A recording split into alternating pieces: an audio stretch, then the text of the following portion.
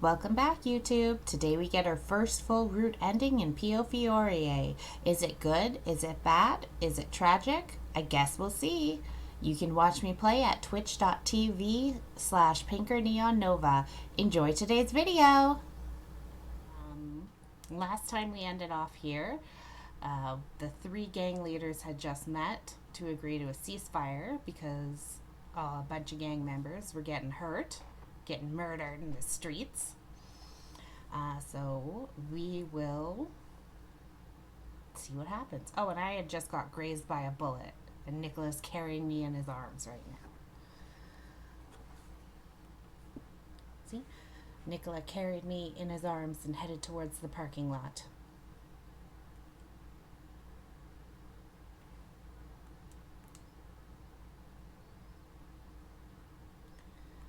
I was taken back to the Visconti Manor.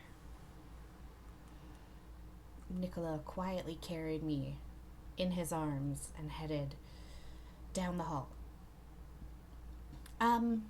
Nicola?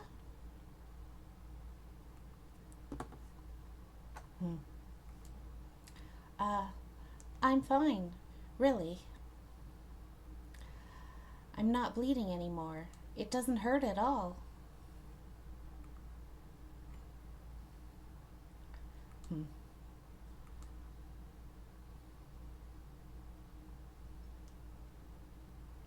Nicola was biting down on his lip with a serious look on his face.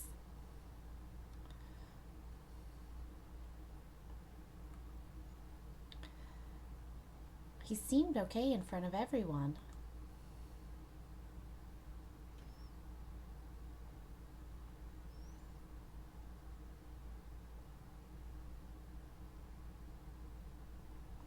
I had never seen him like this before. He kicked open the door into my room. I don't know why I keep doing her voice when I'm just narrating. Then he carefully laid me down on my bed as if he were handling a broken object. Why? Why did you do that?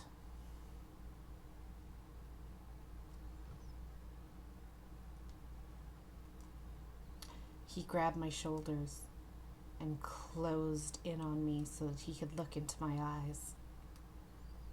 What do you mean?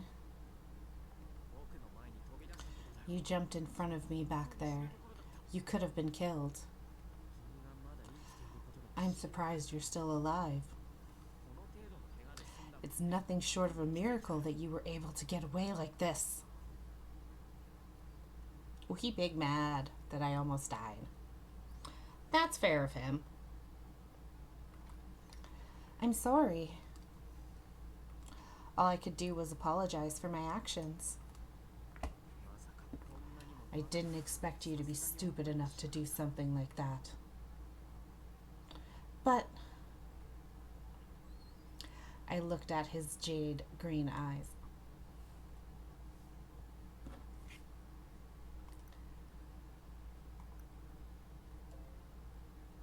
I took action because I thought you were going to be shot, and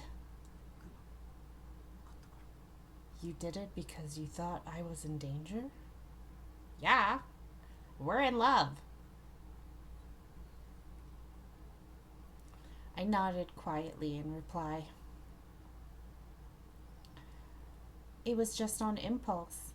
I didn't have any time to think. I wanted to do something and... Unbelievable. I can't.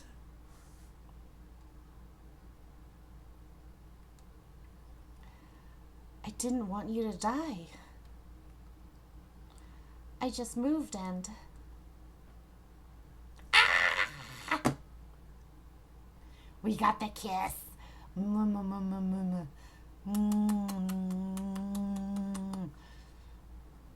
Beautiful. I could suddenly see the ceiling. Before I knew it, Nicola was on top of me. Hi, baby kitty. How are you? don't know if you guys could hear my cat meow at me, but she's wanting my attention here. Give me a second. Hi, baby. You need your bum scratched? Do you need your ear scratched? Okay.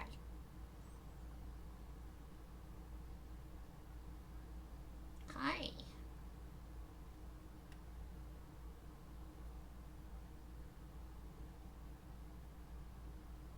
Okay, I'll scratch your head.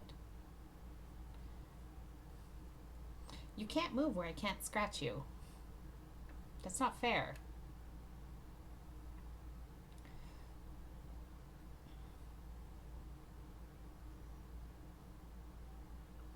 I tried to raise my voice, but my words were being swallowed by his lips. Why? I couldn't understand what just happened or what was going on. I could see his eyes in front of me. His lashes were wet and quivering. Oh, he's crying. He's sad. His lips relentlessly took the air out of me.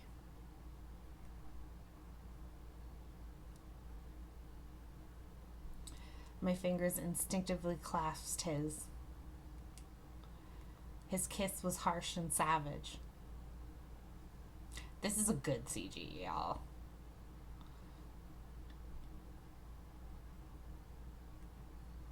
Nicola.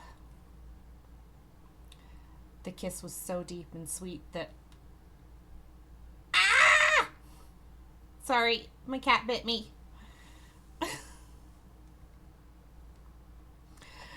That I... Ow. Baby. That wasn't very nice. Go to bed.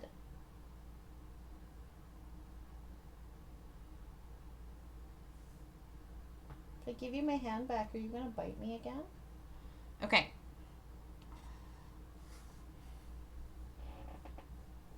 She messed up where I'm sitting now. The kiss was so deep and sweet that I lost all will to fight back. I had no idea how much time had passed. My mind was all muddled when suddenly Nicola took his lips off of mine. Let's look at this.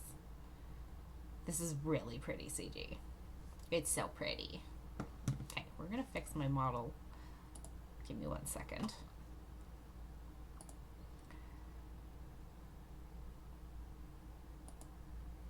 There we go.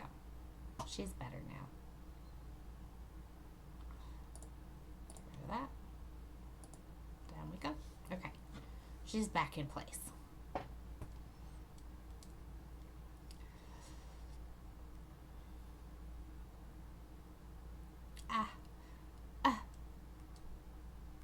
I tried to catch my breath, but Nicola looked at me and mumbled. You were shaking in fear. I didn't know why he suddenly kissed me like that, but I could tell now why he was so angry. You were worried about me. Yes, I'm part of the mafia. I accept whatever happens to me. I'll die one day to pay for my sins. I know that as a fact. But not you. His hands on me were trembling from anger and fear. Oh. It wouldn't have mattered if I was killed by Roberto. Yes, it would. But not you. You shouldn't have done what you did. But it would have mattered if you died back there. But you. Words. If I had to go through it again, I would still do the same thing. Why? Because I want to protect you, Nicola.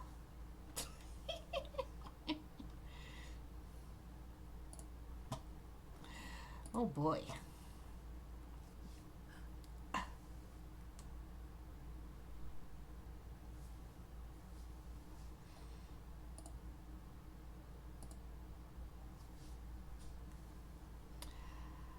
I'd never felt so much pain before. Hearing him place so little value in himself while his eyes filled with tears gripping my heart tightly. Nicola saved me so many times. Now it's my turn to save him. I felt Nicola mumbling something while he kissed me, but I was of no mind to hear what he was saying. I accepted Nicola's sweet touch with open arms. Oh boy. Okay. I could do nothing to stop him while his lips were on mine. Why? Why are you toying with my heart like this? Nicholas stood up and ran out of the room, leaving me behind. This is the Playboy map, y'all.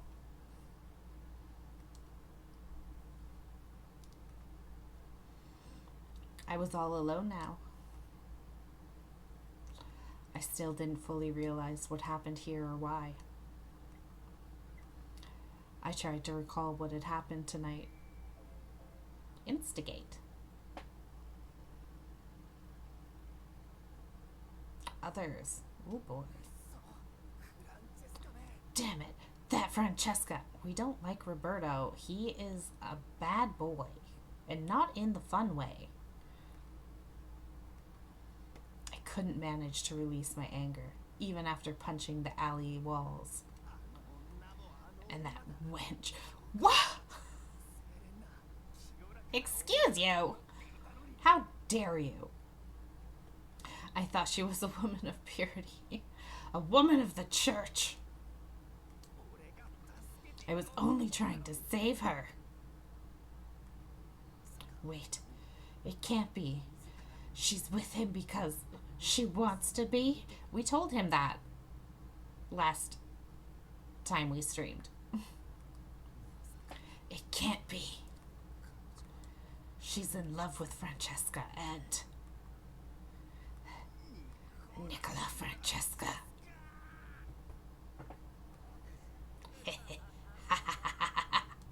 Huh? Oh. That wasn't the right tone of voice. What appeared from behind the dark alley, the object of my hatred. That's not the object of your hatred. That's Yang.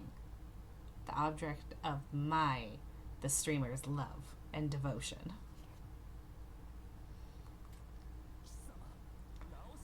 You're the Lao Shoes. Come now. Before you pull the trigger, why don't we have a friendly conversation? He's doing shady things, which is why we love him. I have nothing to say to a criminal. I'm interested in your justice.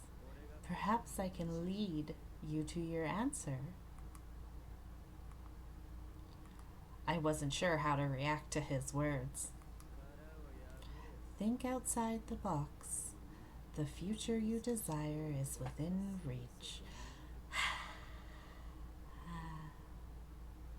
It is.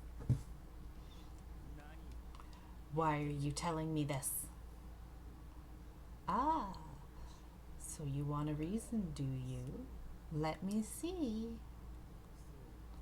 I don't want to turn a blind eye to the young lady in suffering. Yang? Lady. I believe her name is Pinker NeonNova. That's me! Francesca is one to be feared.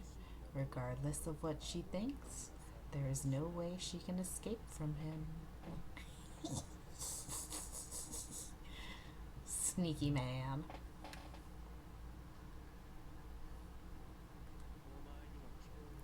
You didn't hear her cry for help? Her inner voice. Her voice of truth. Oh, he's so sneaky. Or do you only see things on the surface?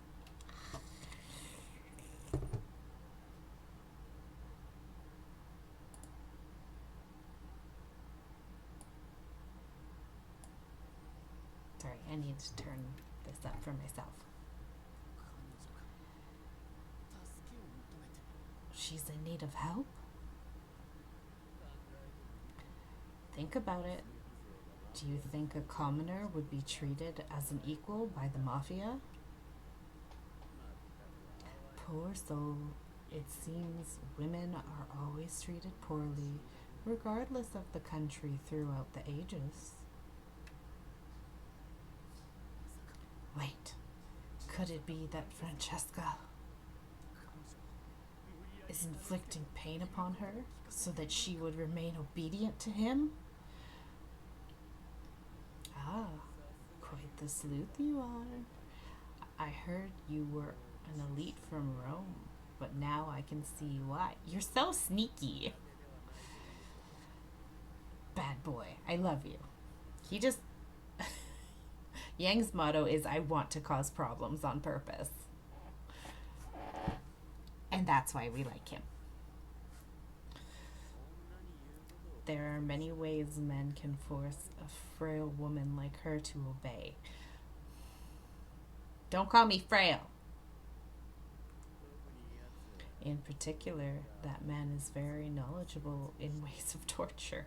That's true. We did see that. Why, just a few days ago, someone's ear was delivered to me. The horror. What evil! She simply couldn't call for help. If so, then I needed to take action. It was clear now what I needed to do. You hate Francesca, don't you? He's the worst out there. You sure about that? You sure about that? Yes, I want to kill him. Is killing all you want? What? There is no pain or suffering in death. Francesca shamed you and the girl. Do you think death is an apt punishment? I couldn't let him get away with his crimes. Yang said gaslight, gatekeep, girl boss. Right into the sun.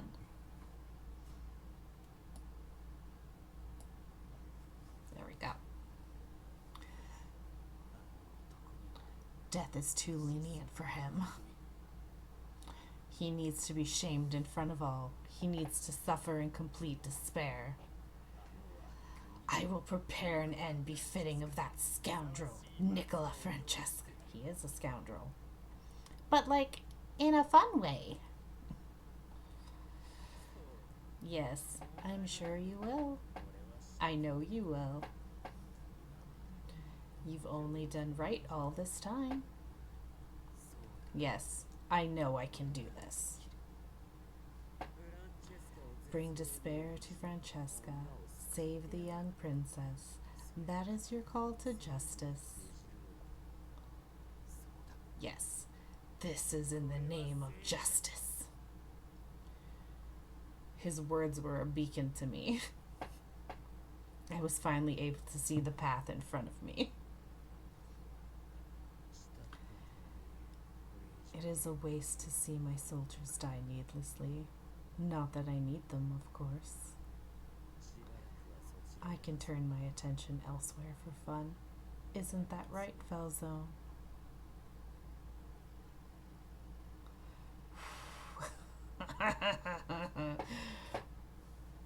I tried to recall what happened tonight.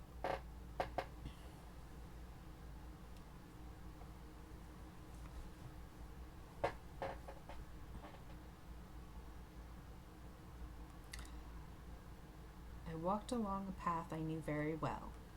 Ever since the mafia deaths, my men have kept reminding me not to step outside alone. But that was precisely why I needed to walk out here. The citizens were looking on as bystanders, but they feared the casualties would soon fall upon them. The blessing the Mafia bestowed upon Berlin came with its risks as well. The moment conflict surfaced, it was possible the people here could be dragged into it. If I didn't step outside, the people would think that the danger was imminent. Living my life as I usually did, even if doing so put it at risk. That was what was needed now. Dante Falzone. Domenico died at the police station. Could the murderer be someone on the force? But ever since his death, there's been no movement by the police or the Mafia. Could it be someone unrelated? If so, finding that person won't be easy. But the enemy is cornered, so the Mafia is on high alert. So, what was that? What's going on? Ah! A man fell to the ground, blood gushing out of his body. Ah! The blood spreading along with fear, the people began to scream. More gunshots were heard. Someone is firing in public? The people were running frantically.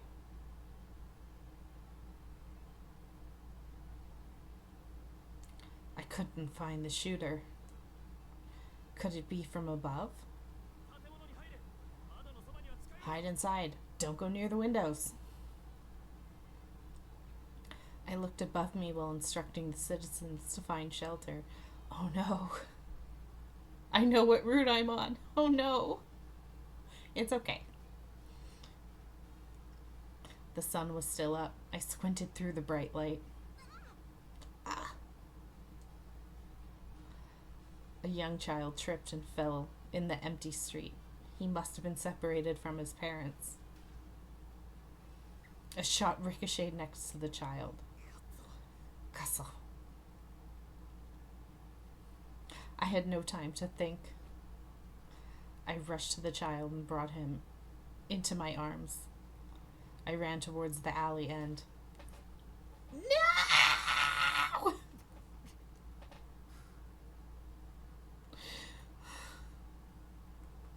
Why am I looking at the sky?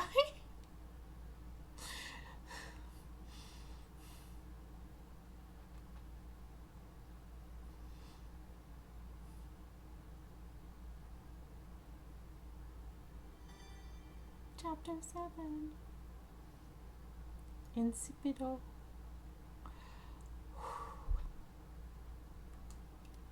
Word spread immediately across Berlin.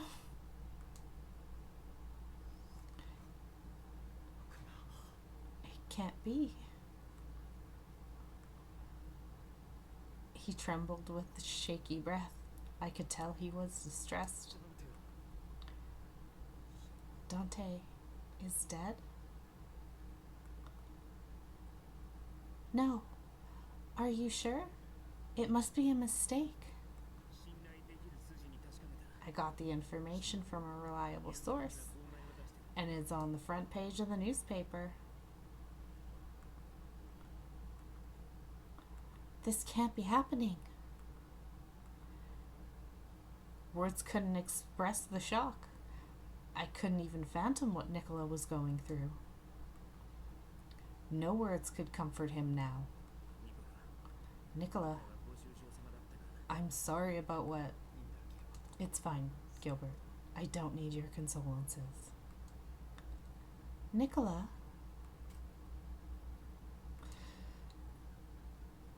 Nicola nonchalantly interrupted Gil and slowly drew his gun out. The barrel was pointed directly at Gil. What? I don't remember this. Hey, it's no time to be joking, Nicola. You remember why I joined the Visconti, don't you? To get rid of the Falzone family. That's only part of it. You're missing an important piece. He spoke coldly through an oddly formed grin. I wanted to get rid of Dante's position as boss of the Foul Zone. My goal is through, now that he's dead. Right! Oh no! So why are you pointing your gun at me? What's going on in that head of yours? What do you think? Nicola, please, put the gun down. What are you thinking? I mustered up the courage to speak amidst the tension in the air. I tried to step between to stop them, but... Are you crazy? Move away! Ah! He pushed me with all his might. I fell onto the ground with a thud. Gil grabbed a hold of his gun while kicking a chair at Nicola. Nicola dodged the chair and stepped forward with his gun in position. In a flash, Gil drew out his gun and... Ah! My scream didn't escape my lips. I closed my eyes. I didn't hear any gunfire in the lounge. What's happening? As I slowly and carefully opened my eyes, dread washed over me.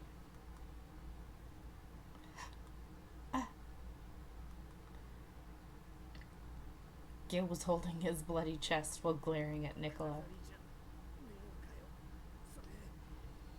And here I thought that was for decoration. Blood trickled from the corner of his mouth, and soon he coughed it up violently. Ooh. This is exciting. Gil! Before my scream ended, Gil slowly crumpled to the floor. Nicola wiped the blood from his knife before placing it back into its sheath. I kept it in case of situations like this. It dawned on me what happened. The gun was a decoy. Nicola drew Gil's attention to it and stabbed him. Unable to fathom the intensity of the situation, I gazed blankly upon Gil's body and then at Nicola. Why did you... I let out what little words I had in my mind.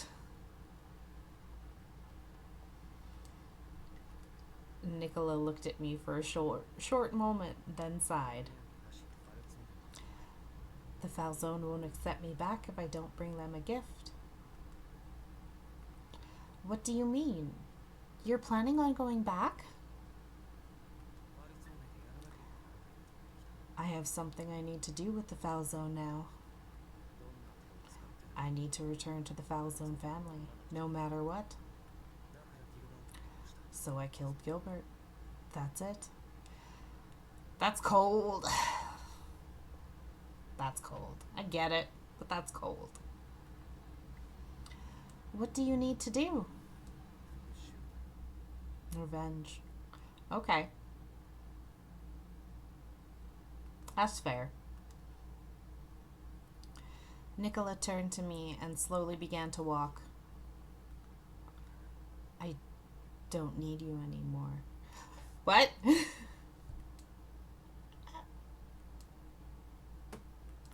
I closed my eyes in fear of the death that loomed over me. I could only hope he would do it painlessly. With death imminent, all I could manage to think. Strange. I didn't feel any sort of painful impact at all. All I felt was a dry hand patting me on the head. Huh? I opened my eyes to see Nicola's face right in front of me. Go back to the church. Your work here is done. I didn't know what to say. I was more shocked at his expression than the words he said. His eyes looked so sad. What I saw in them wasn't hatred. Within those cold eyes, I could only see despair. Wait, Nicola! I instantly reached out and grabbed the hem of his jacket as he moved away. I can't let Nicola go. I won't go back to the church. What? Did you hit your head? Gilbert did rough you up there. His words were cold and without emotion. I didn't think he was even listening to me. Still, I can't let Nicola go. Not like this. Please, you have to take me with you to the foul zones. I'm worried about you. I want to be with you, Nicola. I just killed Gilbert. I killed someone who was supporting me. Yes, I still can't believe it. I don't want to believe it. I'm a murderer. I betrayed 2 families. I can't forgive you for killing Gil, but please, you have to take me with you. I can kill you anytime I want. See, this is why sometimes Nicola's referred to as a yandere, because he will kill, but he's not the yandere of this game. He's just got those tendencies.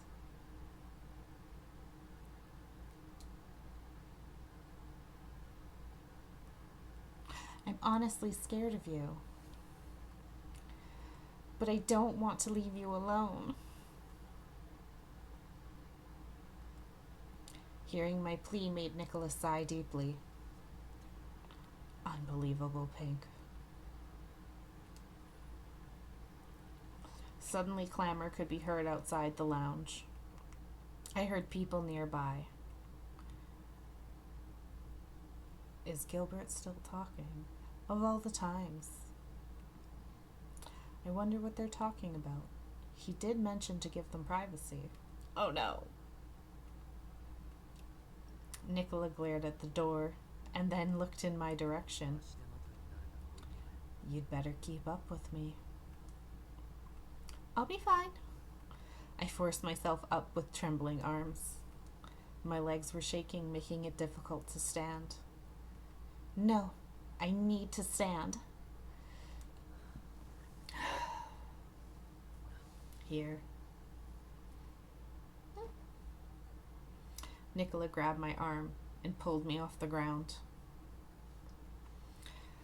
He told me I needed to keep up with him, and still, he was helping to support me in this moment. Nicola. Nicola's ruthless side killed Gil. Nicola's kind side helped me. I didn't know which was the real Nicola now.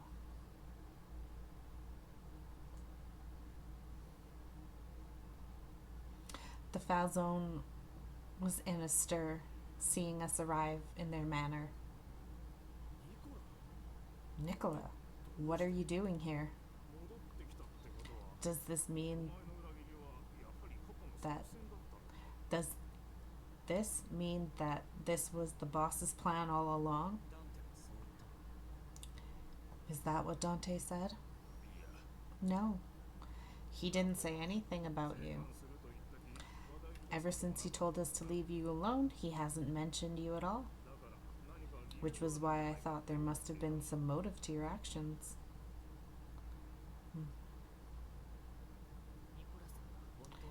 If Nicola really betrayed us, then the boss would have made his move. But if it was a plan all along, I wish he would have told us about it. No, the boss made the right decision. Keeping the plan secret was a good move. After all, if it had been revealed too soon, Nicola would have been in danger. Nicola closed his eyes and mumbled as the men came to their own conclusions.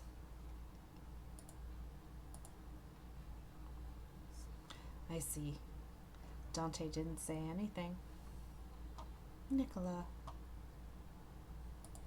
Nicola's expression didn't change, but I could tell he was close to tears. After a brief pause, he slowly raised his head, showing a newly found resolve. I came for vengeance.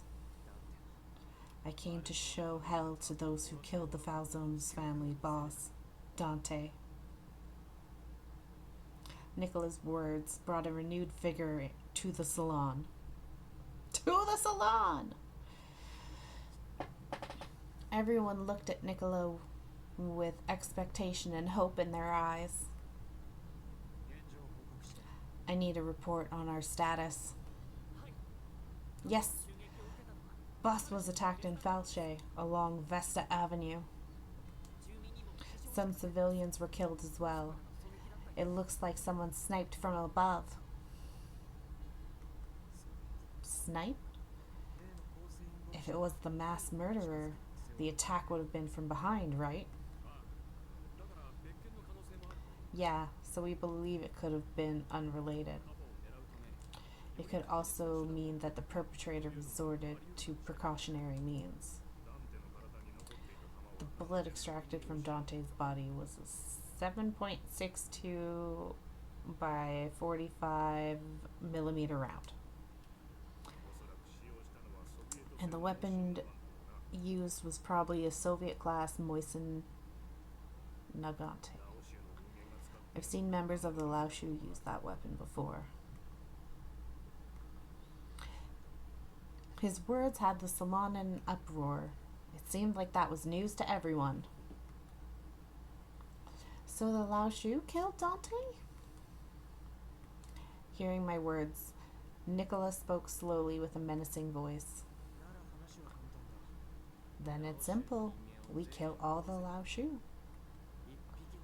We hunt down every single one of those rats and exterminate them. I want to avenge the boss's death. Let's go now. Okay, Leo, calm down. Calm down.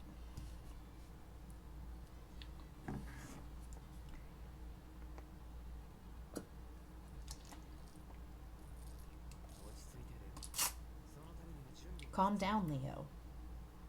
We need to prepare first. And before that, I want to give Dante a proper funeral. You're right. We need to respect the boss's life. Leo nodded as his tears spilled out.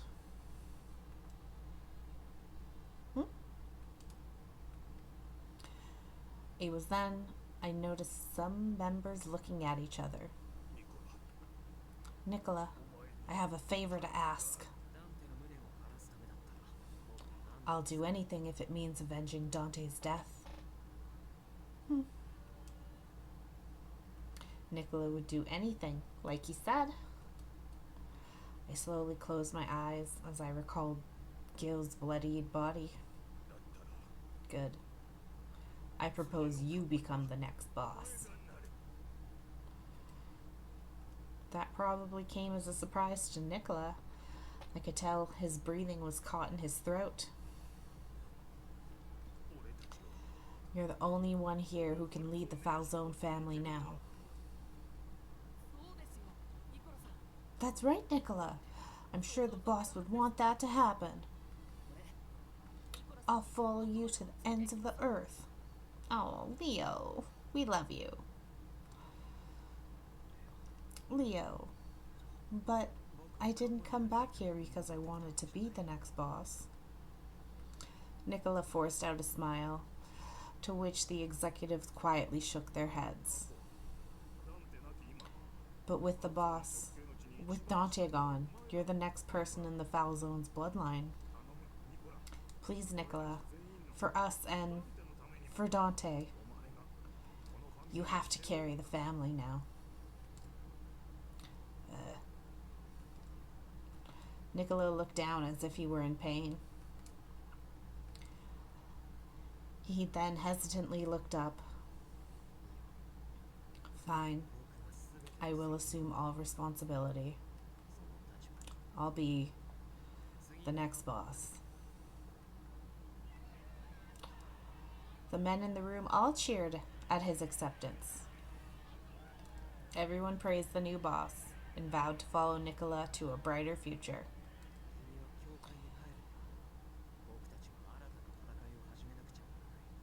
Pinker, back to the church. We need to start a new war.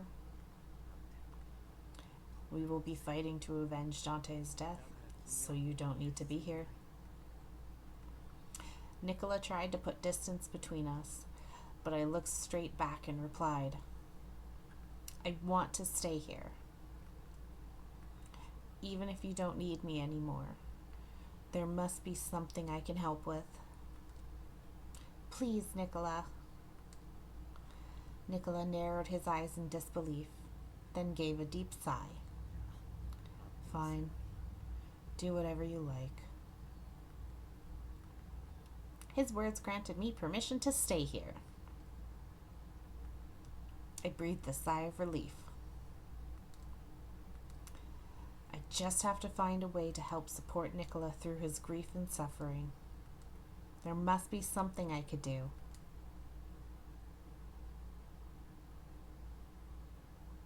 Yay! And that's all I have to report. I see. Interesting. It seems the Falzone had members who were in support of Francesca all along. So Francesca's supporters came together to make him their boss. That aside, I didn't think Redford would die so easily. Was this your plan too, Yang? No. In fact, I expected the opposite. I believed Redford would kill Francesca, seeing he was no longer of any use. Then he would go to war against the Falzone family. Looks like you were wrong. It's rare seeing you miss the mark like this. Are you getting old in the head? I love these two. I ignored the giggling twins and thought about what would happen next. I also didn't expect Falzone to fall so easily, but for Francesca to have taken action like this, he's much more threatening than he looks. Interesting indeed. This is going to be fun. Huh? Why are you laughing, Yang? I thought things didn't go as planned. Being able to see the future unfold as you planned is boring beyond belief. The warring is going to continue. It looks like I can play a bit longer now. I'll give you some time until you gain full control of the family. I have great expectations of you now. Oh, I love him. I can only hope that he will entertain me more than the departed Falzone.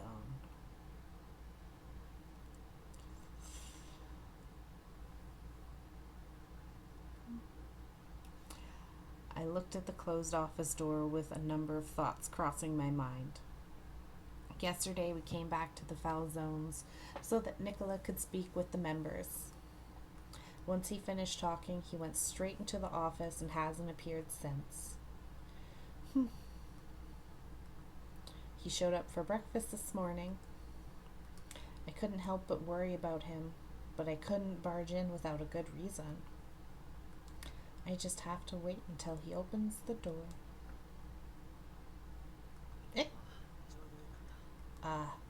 Perfect timing. The office door suddenly opened. He looks at me without a hint of surprise. I'd like a cup of espresso. Could you bring one by? Yes, of course. I'd appreciate it if you could make it real dark. I need to clear my mind.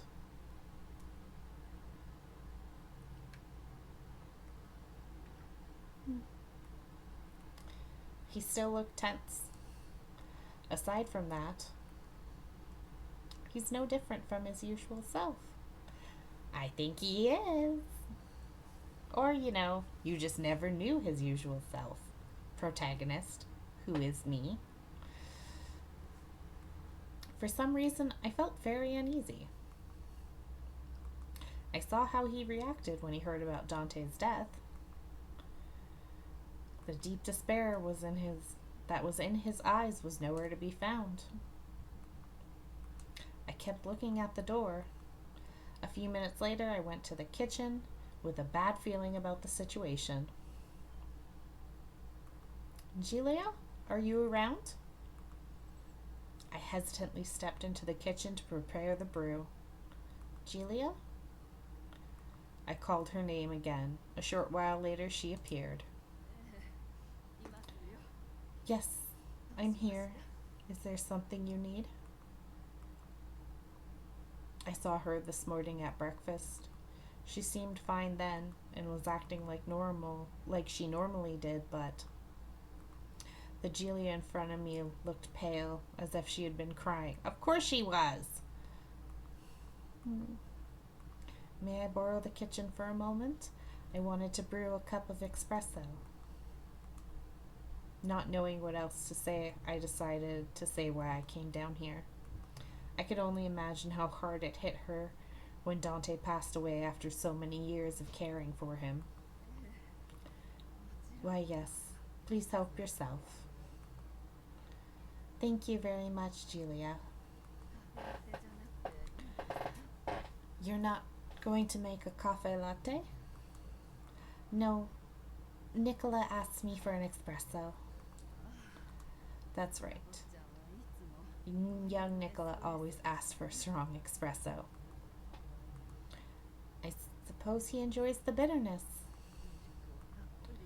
Quite the preference difference from young Dante, who prefers having his with milk.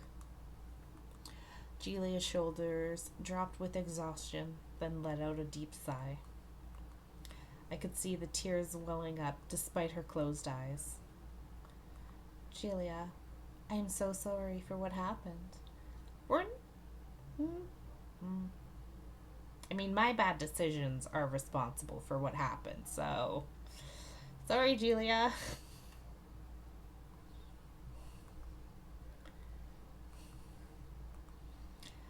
I couldn't continue talking about it, seeing how weak Giulia was.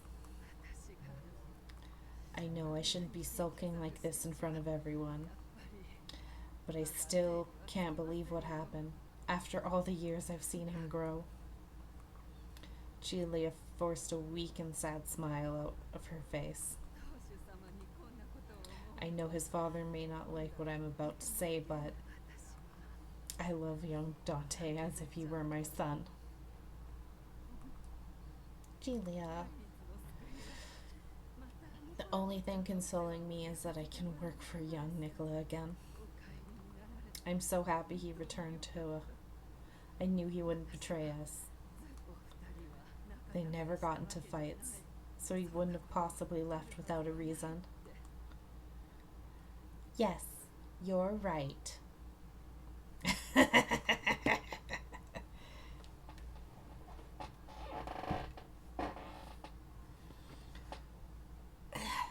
Sit up straighter. I let out a smile, too, as I filled the cup with espresso. Giulia, would you like a cup? How thoughtful of you. Oh, it smells so good. I gave my first brew to Giulia, who tried best to keep an even who tried her best to keep even a weak smile on her face. Words are hard today. Why? Now, please do hurry and take a cup to young Nicola. Yes, and Giulia, please don't push yourself. Everyone would be devastated if something happened to you. I would too, of course. Why, thank you so much. Nicola, young Nicola is so very lucky. He has such a sweet, gentle girl like yourself by his side. I wasn't sure how to respond. All I could do was smile back. Well, I'd better be going.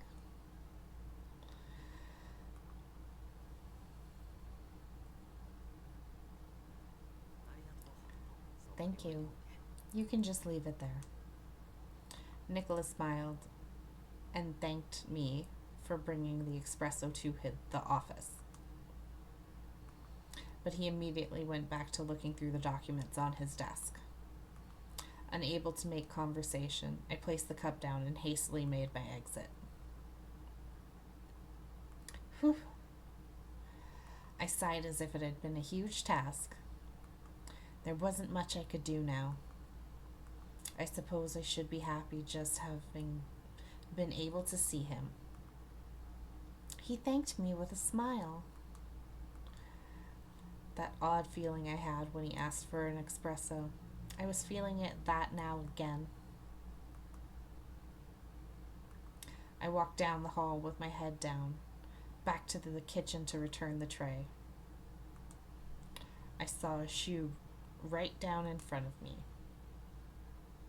Leo, buongiorno. Buongiorno. Nice day today, isn't it? It's pretty cloudy outside. Oh, well. I can't stand it. I'll be straightforward with you. Can I ask you something? Yes?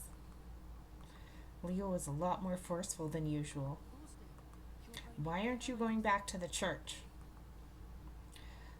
Well, because I love Nicola. Don't be mean, cutie. He's got real pretty eyes, though.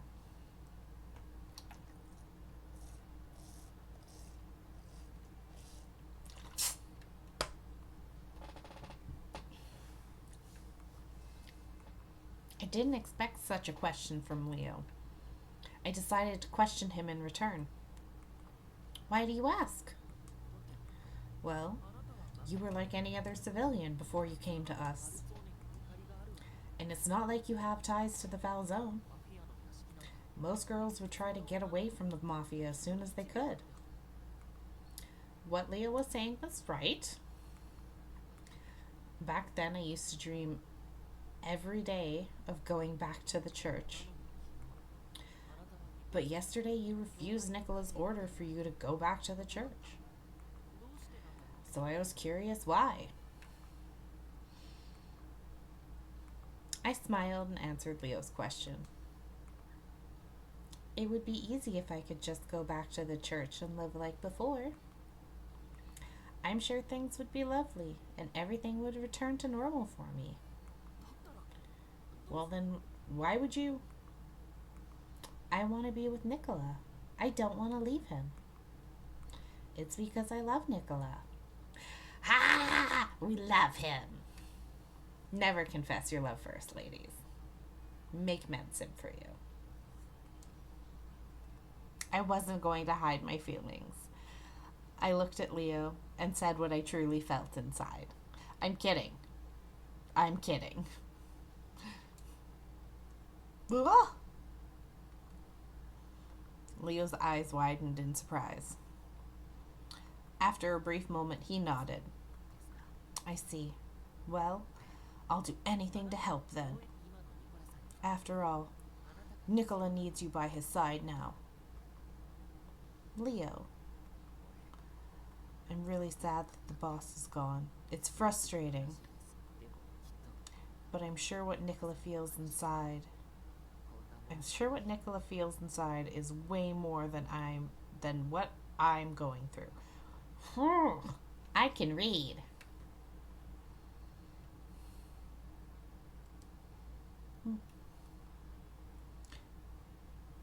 the discomfort and anxiety I felt. Leo seemed to feel that way too. Um, if there's anything you need, please feel free to let me know. Thank you. I appreciate it. Here, let me get that for you. Leo took the tray away from my hands and headed to the kitchen.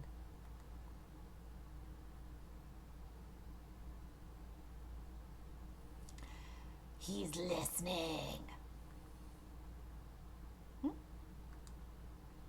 I quickly turned around after sensing someone was looking at me from behind. What's the matter? Did you forget something? Oh, I thought someone was behind us. I suppose it's just my imagination.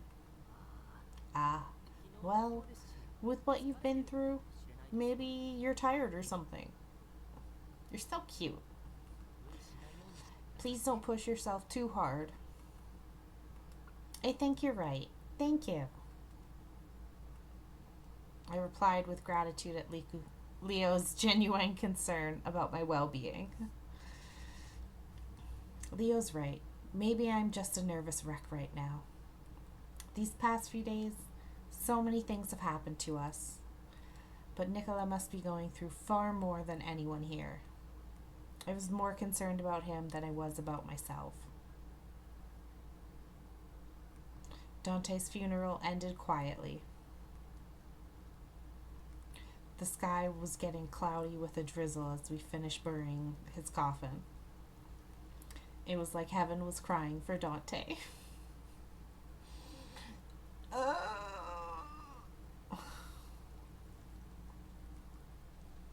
Just a few years ago, the people of Falche mourned the loss of the previous Falzone boss. It's a really pretty CG, but it's a really sad one. Y'all. Nicola. He was now the Falzone's boss. As boss, he handled the arrangements and gave a speech to urge his men on. Nicola is acting the way he used to before, no different from when now Dante was alive. But after the funeral ended and the attendees left the graveyard, Nicola froze, as if the strings moving him had snapped. He stood there under the rain. Nicola, we should get going too. You're going to catch a cold like that. My words didn't reach him. His jade eyes were staring blankly at the tombstone. Nicola. After calling his name out a number of times, he finally spoke with quivering lips. Pink, are you there? His voice was so weak and frail. This is the tragic end. Ugh.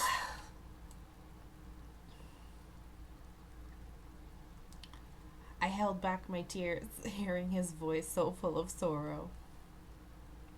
Yes, I'm here. I'm right here next to you, Nicola. My words resonated in his heart.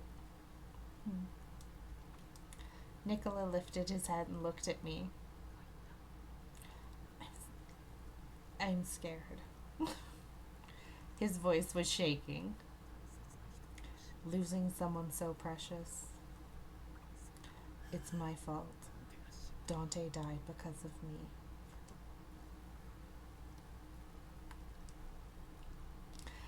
Nicola, please. Please don't. I'm scared I'm going... Oh, no, that's Nicola's voice. Sorry. I'm scared I'm going to lose you too. I'll always be by your side. I promise I'll never leave. So please, let's go home together. Amidst the rain, I did my best to express my feelings to his heart and soul. Soon, He slowly began to move. Let's go. He then grabbed a hold of me and buried his face into my shoulder. His body was cold from the rain. I gently cradled his weak shoulders. I prayed in silence that Nicola's soul would be saved.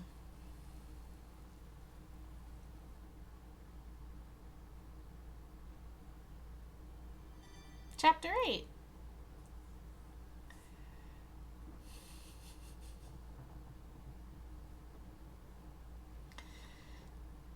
Good. Looks like I've covered the second floor. I had been helping Julia with the cleaning with how much time I had on hand.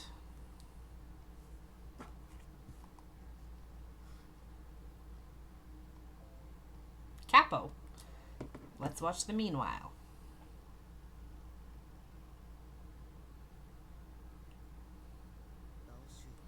The Lao Shu has been quiet recently. It doesn't seem like they're making any progress. I guess they're very happy with what they've accomplished already. Sensing something from my words, Orlok quietly looked away. The Visconti took a massive hit. I think it's about time. We did put them through the ringer. I wish we could have gone after the Lao Shu first. But they did pick a fight with us. You killed their boss. It's only natural for them to retaliate. Not that it matters. I'll finish them off soon. Nicola, you and the Foul Zone don't have a very good reputation at the moment. Many still think you betrayed the Foul Zone, and now people think you betrayed the Visconti to gain the boss's seat. Let them say what they want to say. Is there anything else?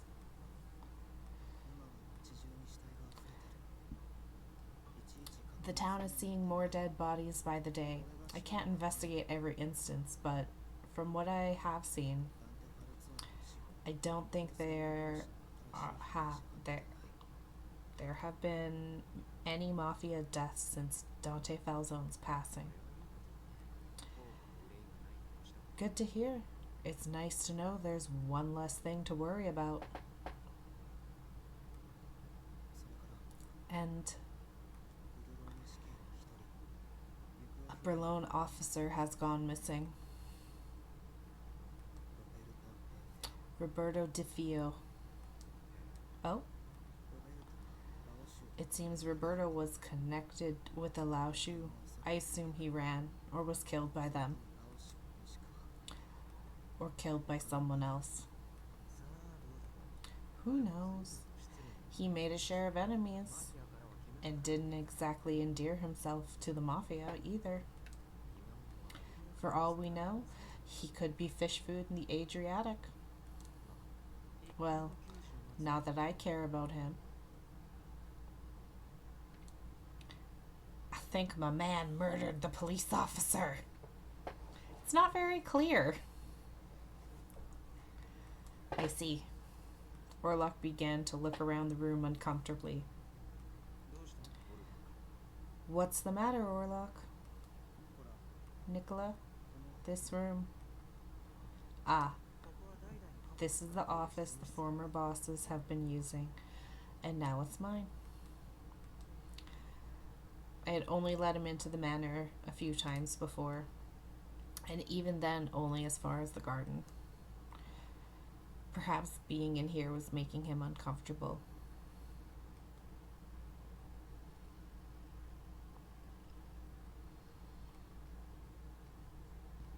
I lived life here not much different from the way it was before.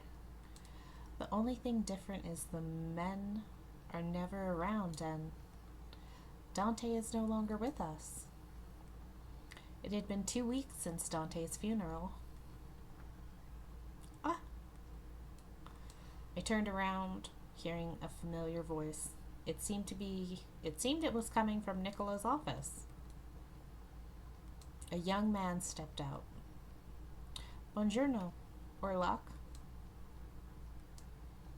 Orlok seemed tense. He simply nodded without saying a word.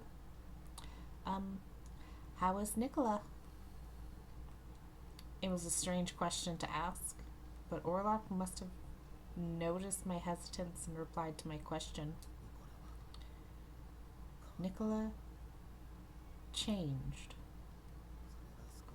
I'm unsure of the degree. Perhaps he was like this before. Orlok looked at the door to the office with a concerned look on his face. I'm simply an informant. All I do is sell information. That's all I can do, and beyond that, nothing. I'm not allowed to do anything else. Okay, Orlok. With that, he bowed to signal his departure, then walked away. That was suspicious. As he left, I watched his lonely back and held that odd feeling inside of me. Later in the evening, as I was cleaning up, one of the men came into the salon. Good grief. It feels like ages since I've been here. Welcome back. Hey, little lady, doing some cleaning? Why, yes, it seems like you're all quite busy. I can at least do my best to make the place comfortable when you return. That's mighty nice to hear. It does feel nice when the place is clean. I'm glad to hear. These days I've been running around without much sleep lately. When I get a day off, I'm going to ask you to bake me some more of those delicious sweets. He sunk his tired body into the chair and closed his eyes as if enjoying the olden days. It's not only me. Domenico would have loved to have your cannoli too. Oh, why you gotta bring up Domenico again? Why you gotta bring up dead people? You'll make me sad. Wish he was still around. Yes, I wish he was too. I wanted to see him enjoy my baking. I vividly remembered when I heard he was going to be released. Afterward, I was abducted by Nicola from the Falzone Manor. I haven't made any cannoli since then. If you don't mind, next time I'm here, can you make some cannoli? Just to let you in on my secret, I'm also a fan of your dolce. He winked at me with a playful smile on his face. I'm so happy to hear. I'll make the best cannoli I can. Ha ha ha. You've made my day. I felt a bit better, seeing his bright smile and hearing his joyful laughter. I couldn't be happier knowing what I did could make others smile. Say. Huh? I jumped at the sudden voice calling out from behind me. Nicola, since when? Instead of replying to me, he stared coldly at the person sitting in front of me. I'm surprised to see you have the time to relax like this. The Falzones still have a lot to take care of, you know. Oh, sorry, boss. I'll get back to work. He quickly bowed and exited the salon in a hurry. Nicola? He just came along a moment ago after working a long time. He even said he hasn't had any time to sleep, so he was just resting for a minute. He wasn't sitting idly. Oh? If he wasn't sitting here idly, what was that conversation about? Well, true, we weren't talking about work, but I tried my best to make an excuse as he looked at me with those cold eyes of his.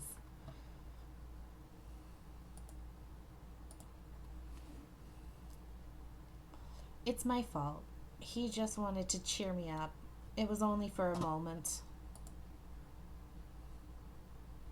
So please, don't be too harsh on him. The more I spoke, the harsher his expression became. Oh. Unable to say anything more, I fell silent. I sighed slightly when all of a sudden, ah! Nicola forcefully grabbed my arm. What? What is this? Without a single word, he simply dragged me out of the salon. I don't like this.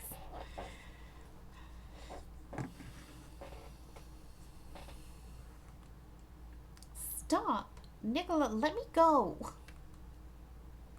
I tried to snap him out of his unusual state as he kept a tight grip on my arm. Nicola didn't even look at me. He kept dragging me along quietly until we reached his office. What is going on with you? I finally snapped from his refusal to talk and questioned him in a strong voice. His grip on me began to weaken. I held my breath and quickly forced my arm away from his hold. Why are you doing this? I looked straight at him. He didn't flinch and quietly locked the door, staring at me with a blank look on his face. You said you'd be with me.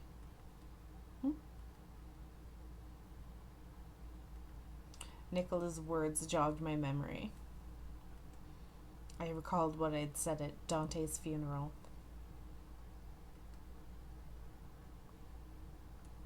Well, yes, I did say that, but that's why I'm still here and haven't returned to the church. I had stood by my words. At least that's what I thought. Yet Nicola gave an eerie smile and pulled me into his arms. You don't understand a thing, do you? No! I was getting a bad feeling about this, especially in a locked room. I instinctively tried to break myself loose, but his arm wasn't letting go at all. Nicola then squeezed me more tightly to stop me from resisting.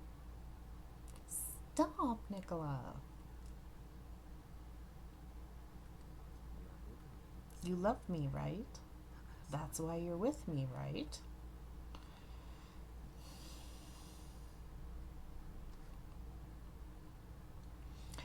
The way he questioned me was making me doubt his sanity.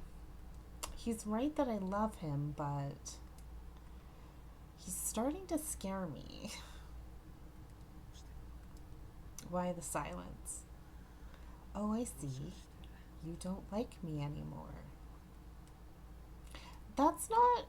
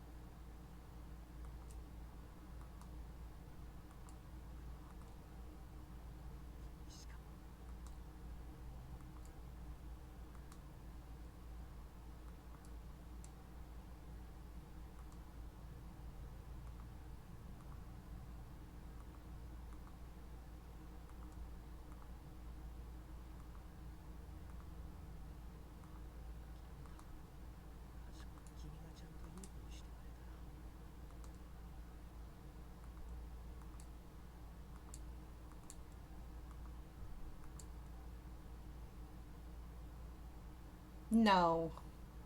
No.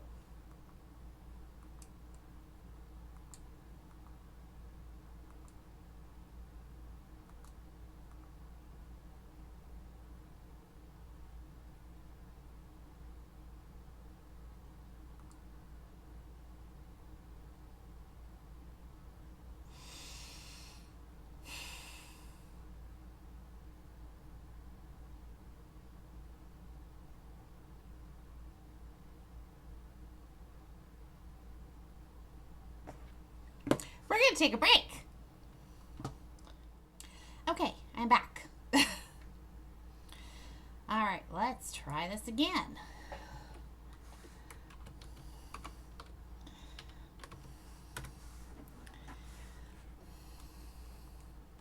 Hi, Eve. I saw you come in right as I was going to be right back. So, what did she say? Another day passed without returning to the church. Thank you, Eve. I didn't regret accepting Nicola back then, but I still don't know if that was the right thing to do. That should do it. Now that I'm done cleaning the garden, I decided to head back to the salon. We're on the tragic ending route. That's what my blind playthrough got me. It seemed like Nicola and the family were gathered together for some kind of meeting.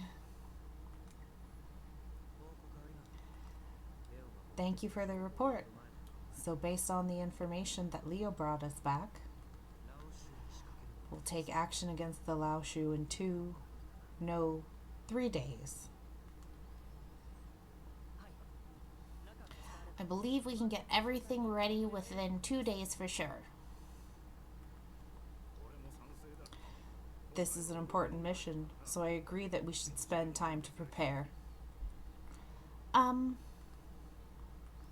interrupted their meeting. Would anyone like something to drink? Nicola looked at me and smiled gently. We're fine. Why don't you have a seat? We have good news. I wasn't sure what this was about, but I followed Nicola's beckoning hand and sat down next to him. I'm sure you're going to like this. Most of our enemies are gone. Enemies? You mean the Falzone families? Yes, we still have the Lao Shu to handle, but the Visconti are gone for good.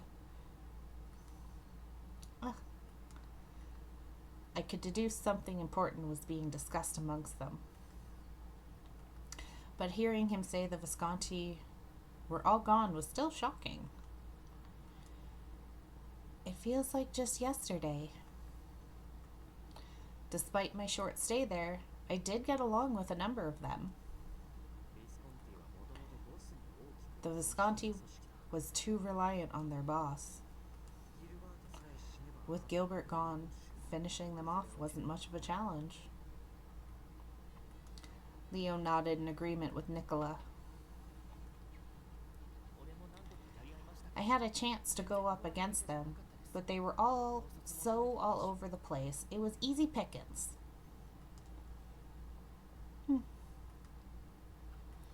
Feeling conflicted emotions, I asked a question to Nicola. What's going to happen to Krita? With the Visconti gone, I suspect the area is going to fall into turmoil. They don't see us in a good light either, but it'll only be for a moment. The Falzone will rule over all of Berlin, just like before. I see.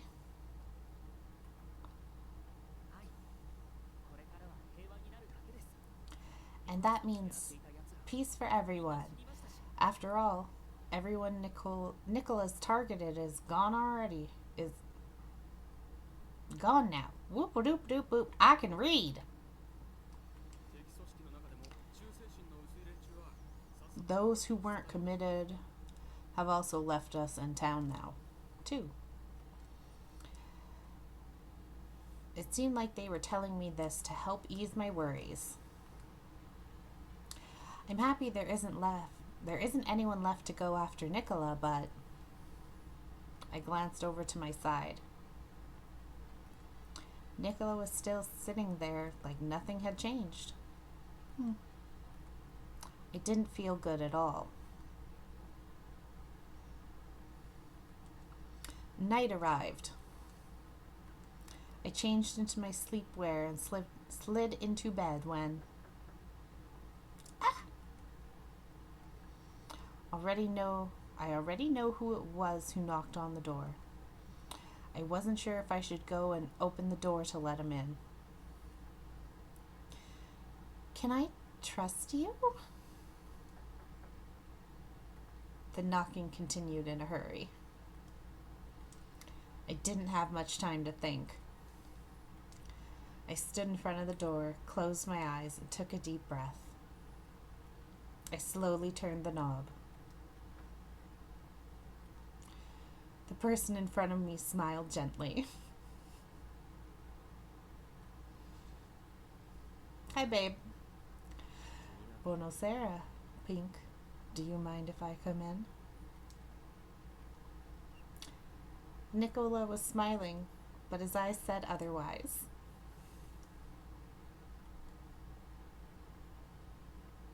I quietly let Nicola into my room.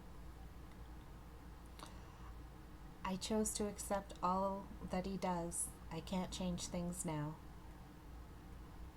At this point, I doubt he would let me leave anyways. And I don't want to hurt Nicola anymore.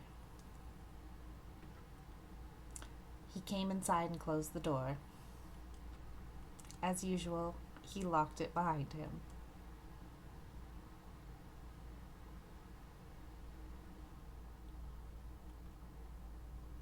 The day we were to attack, the Lao Shu arrived. Everyone had left the manor already. I cleaned the hallway in a daze. I couldn't seem to concentrate. Whew! How many times have I sighed already today? The entrance was getting a bit noisy. Is he back? I hurriedly put the cleaning tools away and went down to the salon. Nicola was nowhere to be found. According to Leo, he had seemed to go straight into his office upon arrival. Hearing that, my shoulders dropped. But I quickly regained my composure and headed to his office.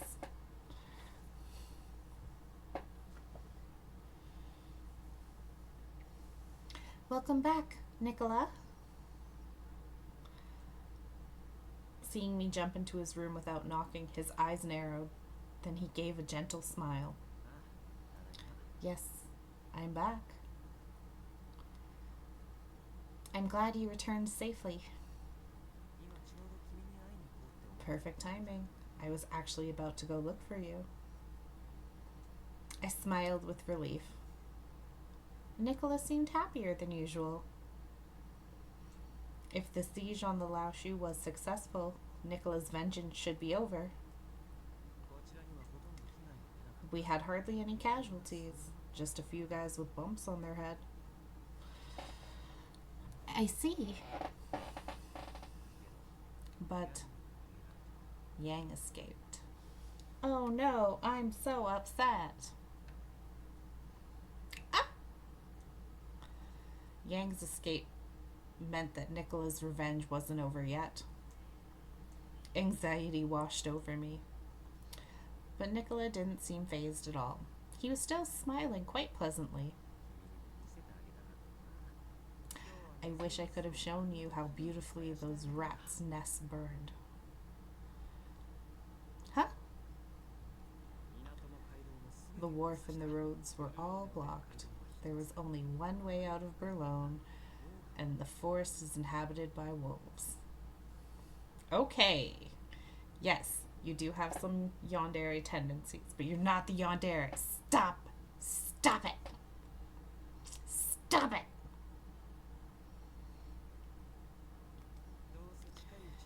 He can run as he pleases. It won't be long until we nab him for good. I sensed a shadow of madness in Nicola, seeing his smile warp eerily. Burning a rat's nest. If I'm not mistaken, the Lao Shu's headquarters was in the middle of Veleno.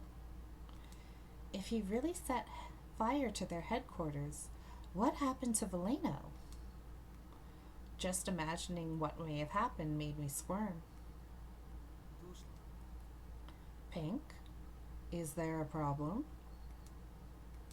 Nicola tilted his head in confusion. I forced myself to speak. Seeing you talk so happily about killing others makes me sad.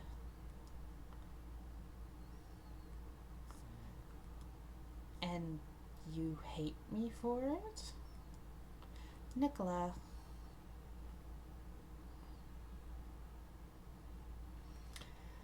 He closed his eyes in concern, then embraced me as if pleading for help. No, I don't kill people because I want to. The Laoshu killed Dante. We lost our boss because of them. Dante's soul can't be saved without their deaths.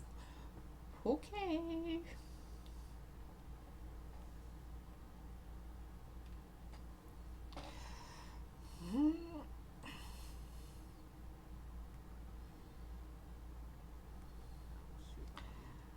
It's all the Laoshu's fault. They left proof behind. I couldn't do this without any proof.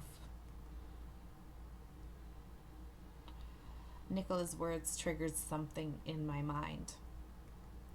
It bothered me for a long while, but only a single bullet was used to prove that Dante was killed by the Laoshu. Was that really enough to call proof? Yes, the Laoshu used weapons with that type of bullet, but would they have used their usual weapons in assassinations that needed to be covered up? I wonder, did the Laoshu really kill Dante? The thought swirled around in my mind. Pink, will you stay by me? You won't leave me, will you? Nicola asked sweetly. I stopped thinking. I gently wrapped my arms around Nicola's back. Yes, I'll always be with you. If I let my hands go. I was the only one who got to see the family boss show his weakness. I need to support him. Nicola is suffering more than anyone else. Ta-da! A few days passed. I was living a pretty calm life. But there were some changes as well. With the worrying nearly over, the manor settled back to its usual state. But it wasn't as lively as before. Most who used to come every so often now didn't visit at all.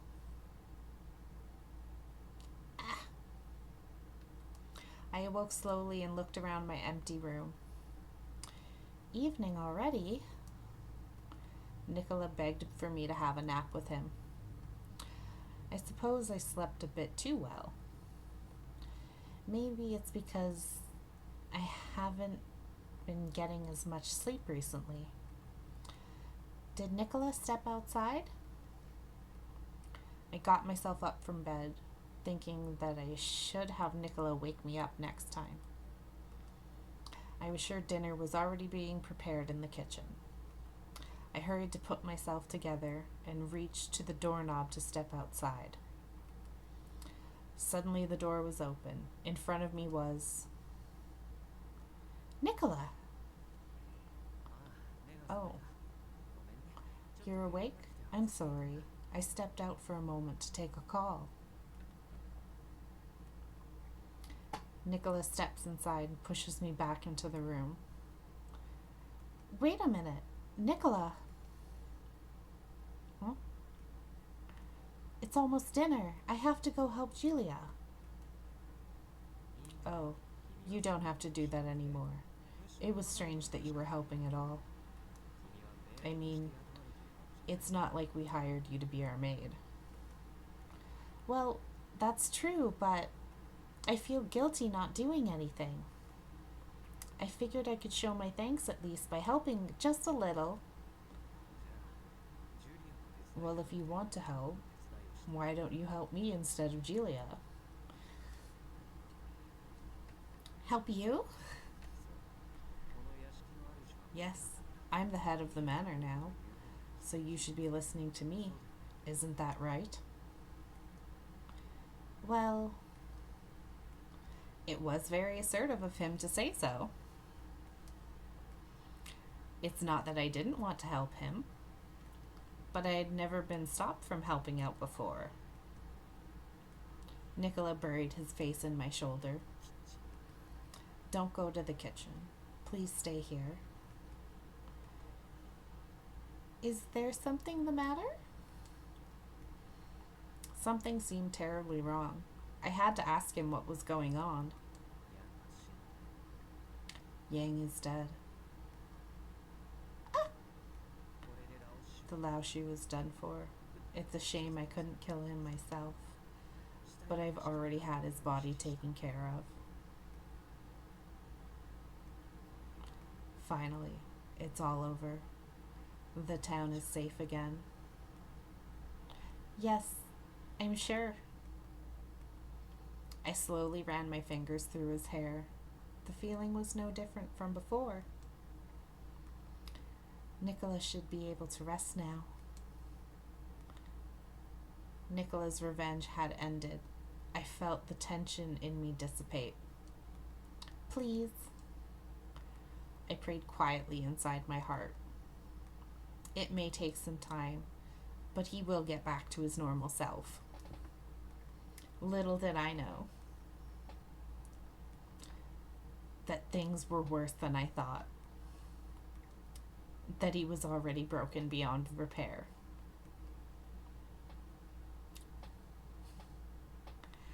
Dark. Ah, what a boring way to draw the curtains. The end came quite abruptly. Who would have thought that the town of Berlin would see its end so soon? Truth is stranger than fiction? No, I suppose in this case, it all went as planned. I don't know who's speaking, so I don't know what voice to use. This was worse than a third-rate novel. Too bad. Too bad indeed.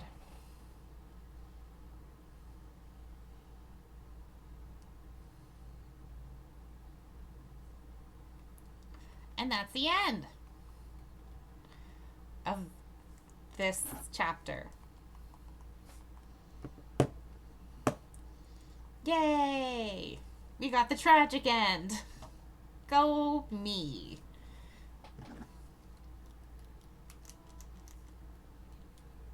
We can just skip the credits. There's going to be an after credit scene. A few months had passed since Nicola became the Falzone's boss. All opposing factions were gone. The Falzone family held the reins to the entire town of Berlin. I was sleeping in my soft bed, spending my time between the rift of reality and dreams. As usual, I carried on my daily life at the Falzone Manor. But it's quite different from before.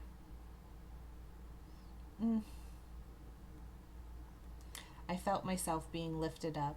I slowly awakened from my dreamy state. I also felt cold fingers covering up my eyes. When did he return? Nicola? That's right. I'm home, Pink.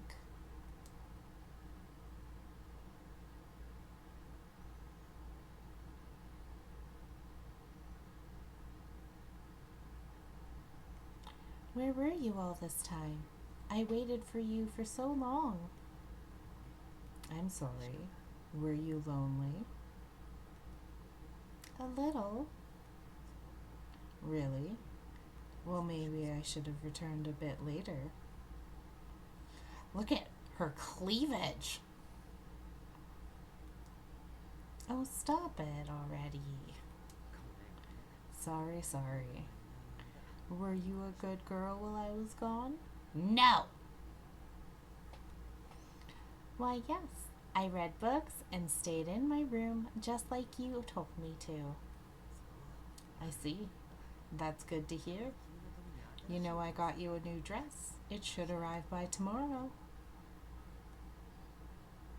Again? My closet is so full from everything you bought me. Oh, but this one will look lovely on you. It's made with pale green chiffon. The bottom spreads out so softly. Unbelievable. I sighed and let out a giggle. He changed the moment Yang died. Nicola began to detest seeing me step outside the manor. Then he laid out rules that prevented anyone in the family from speaking with me. Next, he barred Julia and the maids away from me. Soon, he prohibited me from even leaving my room. Days passed inside my room. All I did was await his return. To make up for my lack of freedom, he brought me the most beautiful dresses and clothes. In fact, the dress I was wearing now had only been purchased yesterday, just for me. You don't want it? Of course I do. Your gifts are always wonderful. I'm really happy with them. But you don't need to buy so much. It's only going to worry me. It's all right. I have plenty of money to burn now. I would actually rather have him near me than receive all these gifts. I hesitated for a moment before asking him my usual question. Nicola, I'd like to step outside for once. I haven't seen anyone at the church for a while now. You're right. But can you wait until Berlin is completely safe again? Yes, I understand. The same reply came from Nicola. No matter how many times I asked, it never changed. I already understand. He had no intention of letting me out. It didn't matter how safe Berlin was, even with the Visconti and the Lauschu gone. But if this can save his soul, then I'd happily accept his lies. His words were sweet and tender amidst this darkness-shrouded world of mine. I'll do my best to be by your side so that you aren't lonely. I'll protect you no matter what. No one will ever hurt you. Thank you. It's dangerous outside, after all. I was a bird in a cage.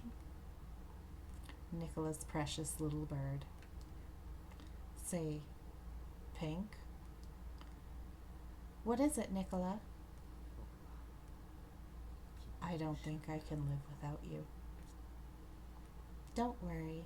I'll always be beside you.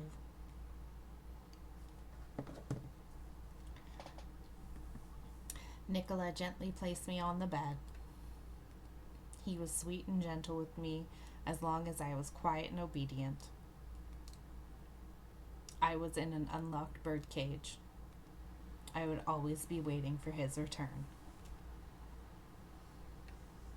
That's the tragic end. I made bad choices.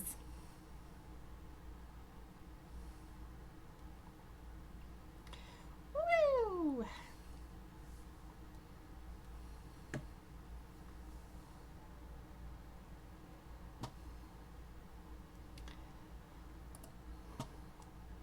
So now we're gonna do the ending guide for him so we can get all the rest of the endings.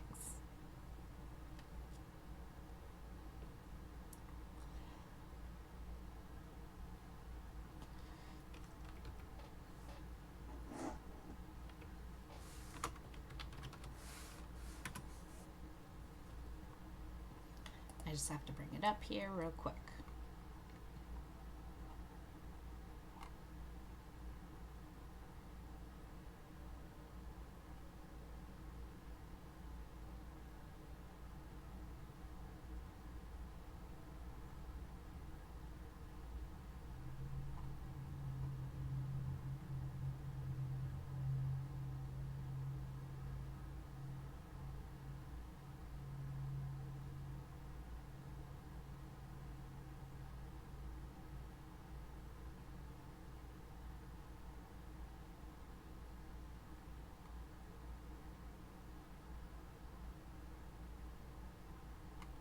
Okay, so I'm only missing 2 endings on this when I'm looking at it here,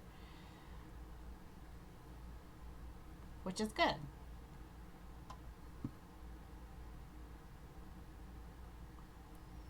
I'm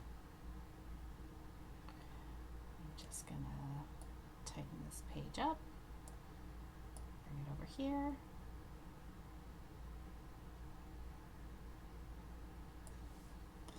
So we're just gonna hit start.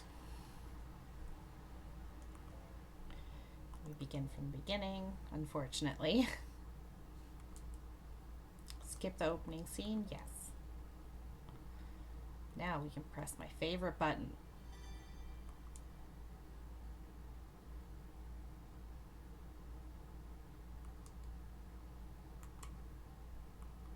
Where is it? Nope. This one. Nope. This one.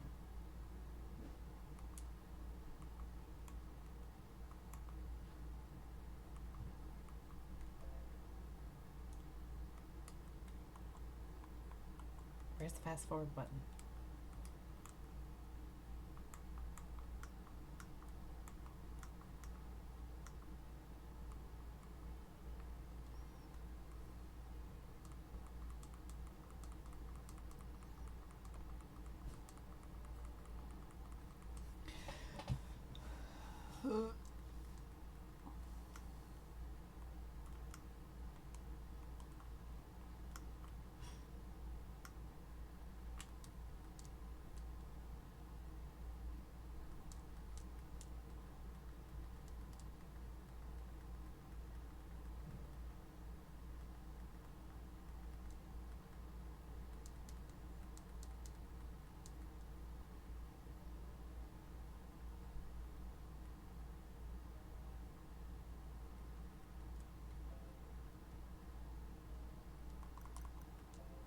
Options.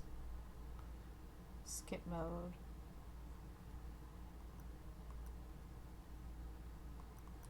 Okay, how do I do skip mode?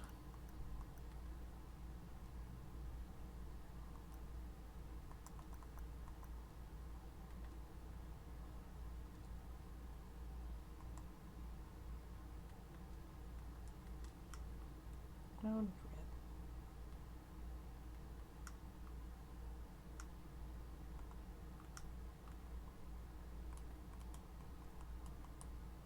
Why is it not doing it?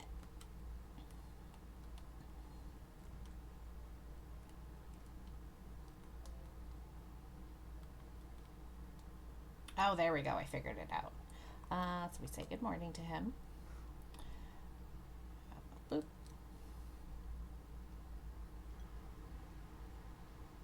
Now it's just going to fast forward through everything I've already read.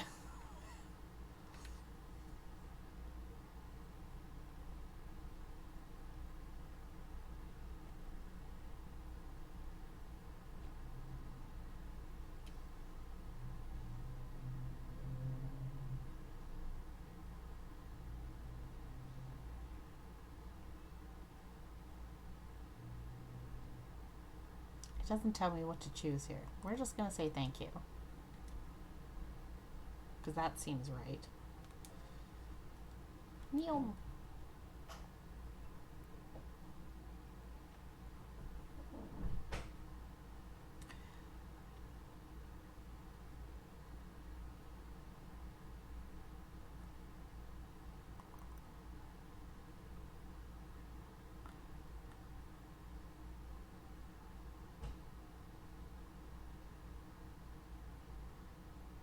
That one.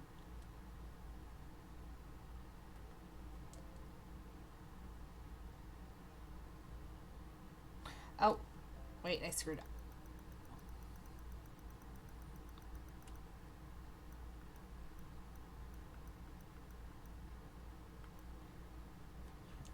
Rewind. Yes.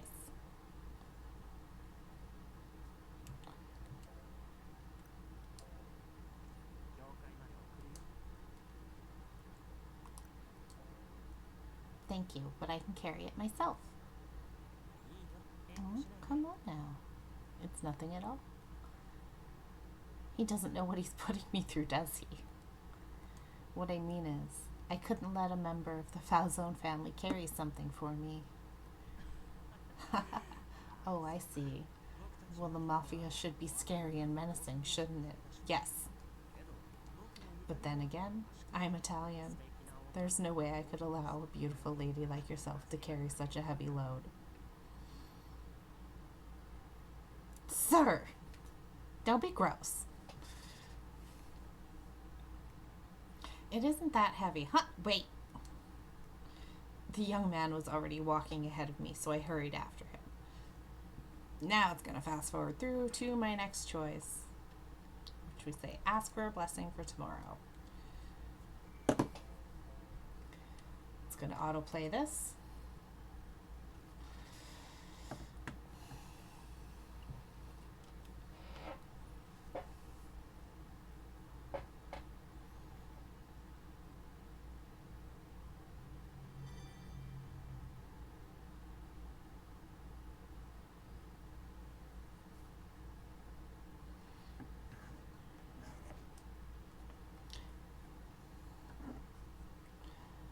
I do think he's a nice person.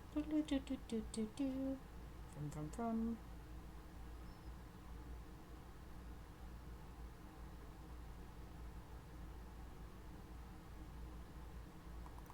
Just keep smiling. Your smile is all that matters to anyone. Is all that matters, Elena. I love Elena. She's so cute. I'm so happy we're back here with her. Huh? As long as you keep smiling, the people of Strano will be able to smile with you too. Is that so? Elena looked worried, so I responded to her with confidence. Why, yes, your smile is so contagious. Look at her blush. Look at her blush. Ugh.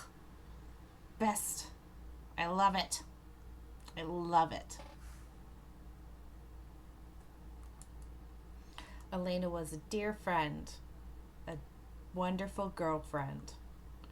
Her smile and gentle kindness have saved me countless times. Thank you. I feel a bit better now. I'll try my best to keep a real smile on my face as much as possible. I can do this as long as you're with me. Really? I'm just happy to help you in a small way, Elena. It's not a small way. You're always such a great help to me. I broke into a smile myself, seeing Elena do her best to praise me. And fast forward again. Noom.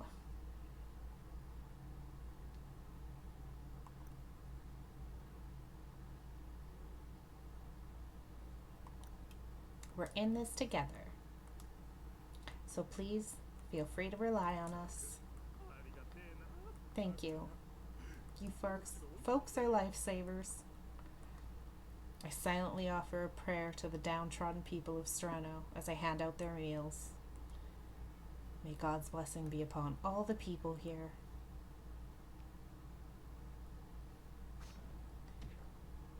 Stabbing Orlok. Run away. Get Elena to the hospital. Try and get kidnapped again. Back onto Nicola Francesca's route. Chapter 1, Antipasto.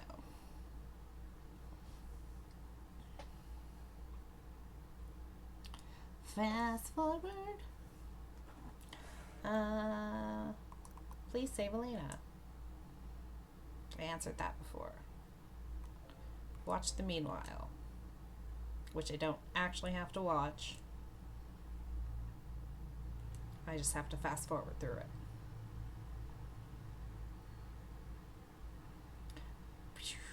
Vroom, vroom, vroom.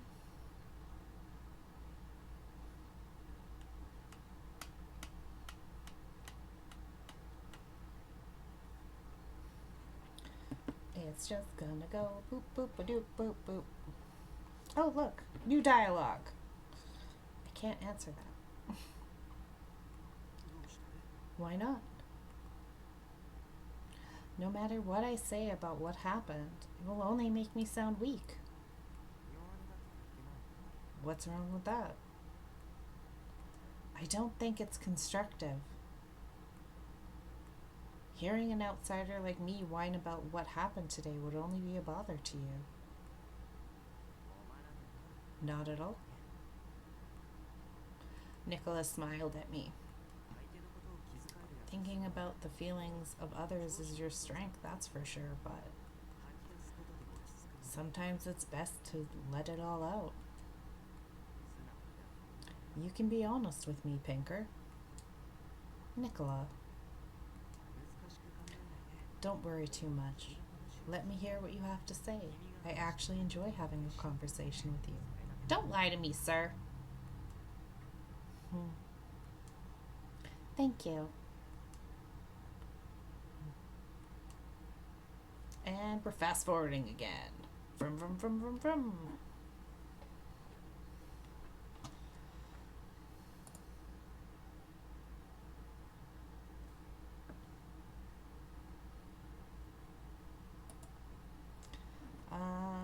Was it the Lao Shu? Could it be the Lao Shu? The only ones who would dare to face the foul zone would be another mafia in Berlin. Berlin. Oh my gosh, I can read! That wilted down the choice to either the Lao Shu or the Visconti. The leader of the Visconti, Gilbert Redford, he's known to be a very pious person, and I see him come to church every week to pray. I doubt someone so devout would dare to commit such an act near the church. An act of murder near the church. I assume so. It's not confirmed yet, but we both think that they're the ones behind the killings. I think they must have been up to no good around the church, which would explain why they killed him, to cover up their illicit deeds. The Lao Shu. Could they be the ones behind what happened to me and Elena? It happened on the same night of the killing, so I believe they're involved. And we're fast forwarding it again. Zoom, zoom, zoom, zoom. This game is so much quicker when you fast forward it.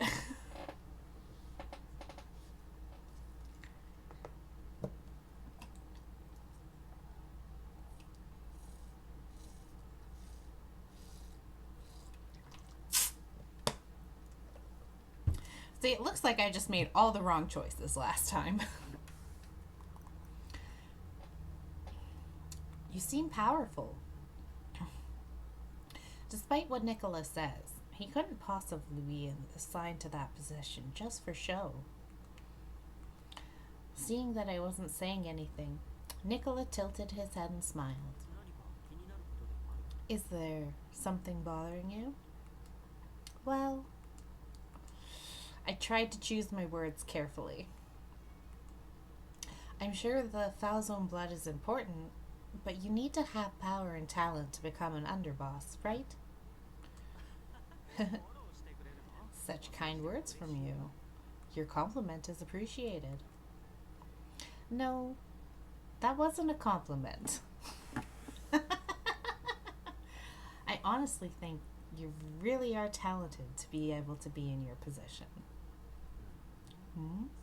Do you think so? Yes, well, at least that's what I think. Thank you for your praise. I suppose I need to work harder to live up to your words. And fast forward again.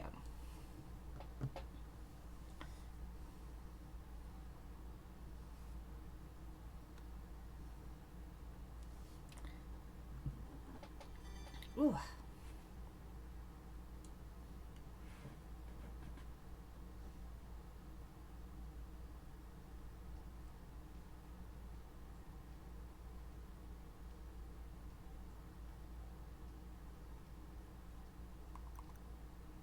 Oh, I did make a right choice last time.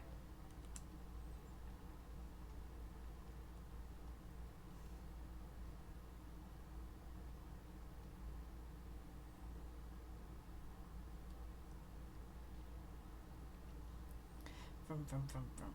Ba-do-ba-ba-ba-ba. Da, da, da, da, da.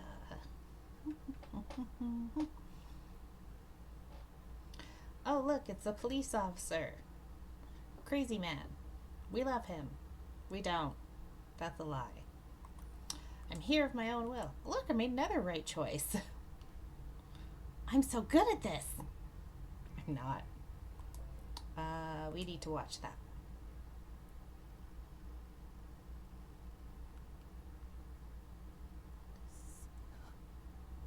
Fast forward.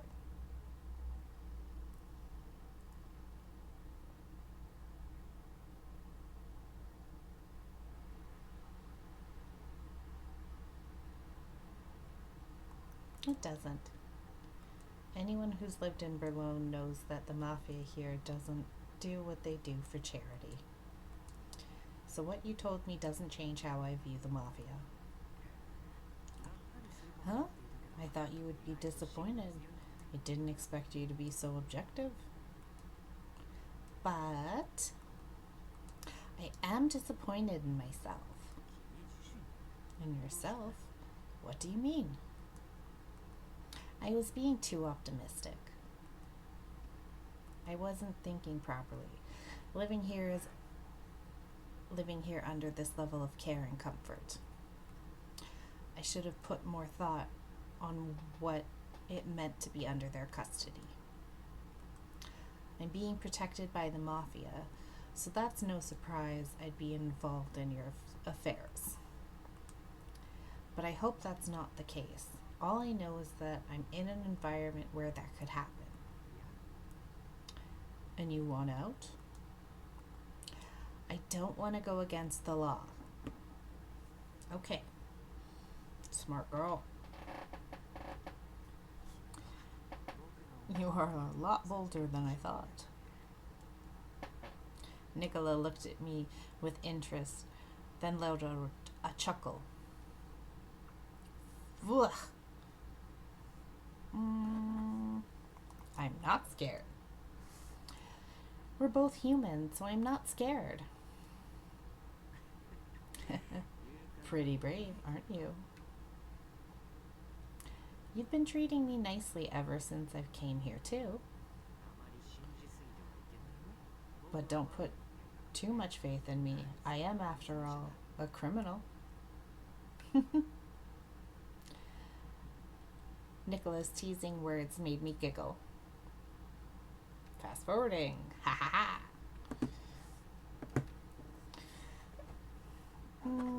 For Dante.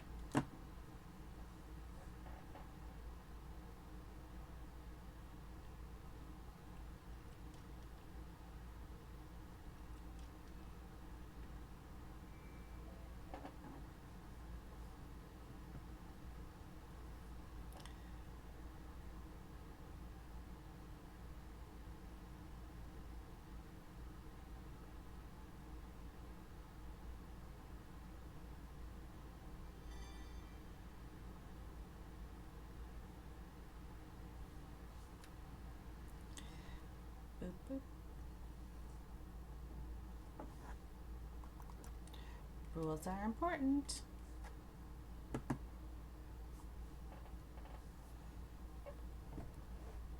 Ugh.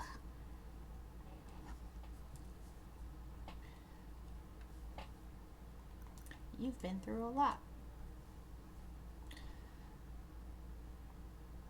This is your guide to get the good end here.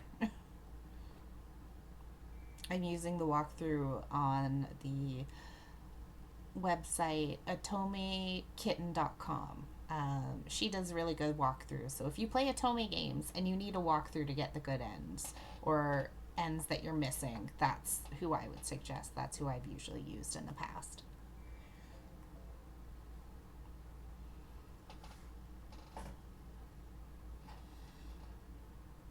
Because I know sometimes getting all the ends just by guessing can be a bit hard.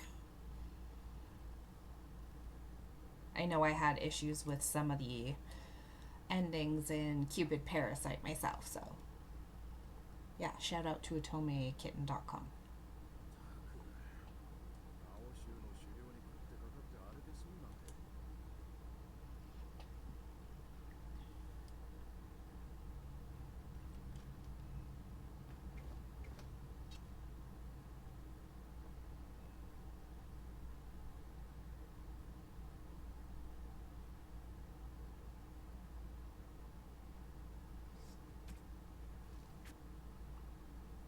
This is the bad part.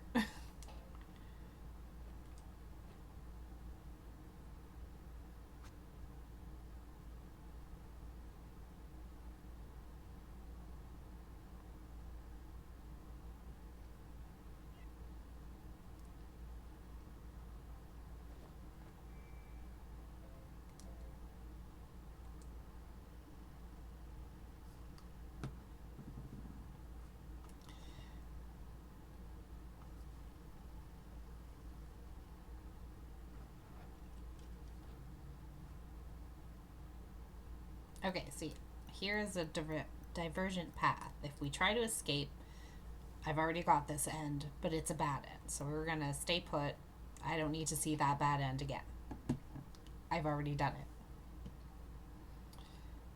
Stay put.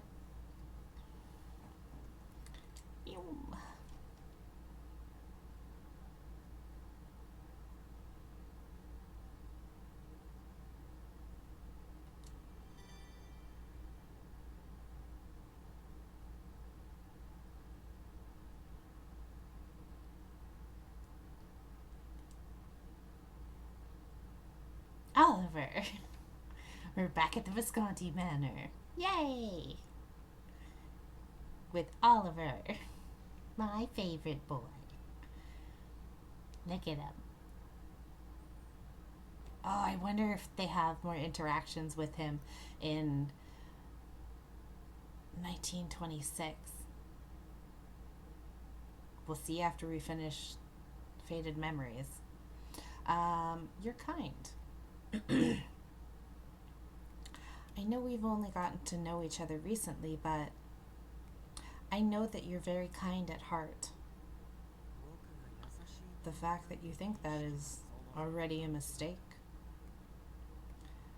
You were good to me from the very moment I came under the Falzone's care. And you stood guard over my room. What an unfortunate misunderstanding. It was just a coincidence that I was by your room when you were trying to sneak out. You keep saying that I'm kind, but everything I've done has been for my own selfish reasons. Nicola coldly refuted my words. You said this before to me.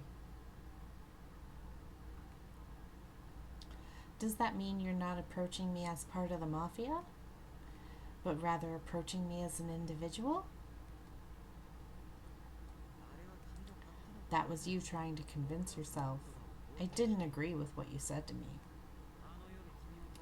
The only reason I saved you that night was because you were of value to the church. I was good to you so that I could use you to my advantage. Nothing else. So rude. Nicola. I was at a loss for words at his coldness.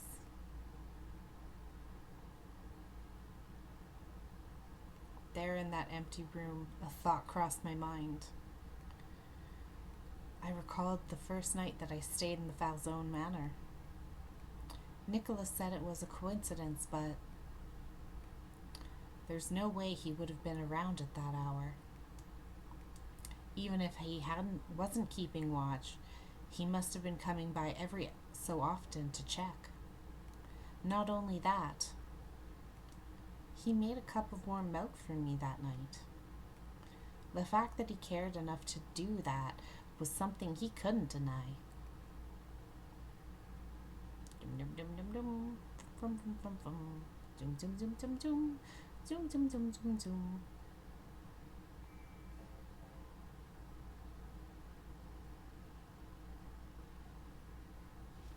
This is Roberto throwing a fit. As he do. This is me watching Difference.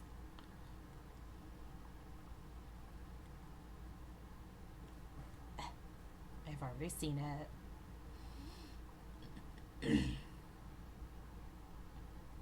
Dum dum dum. Nicola eye. This is the cute cutscene. This is Gilbert and I hatching a plan. because we're like that. Besties.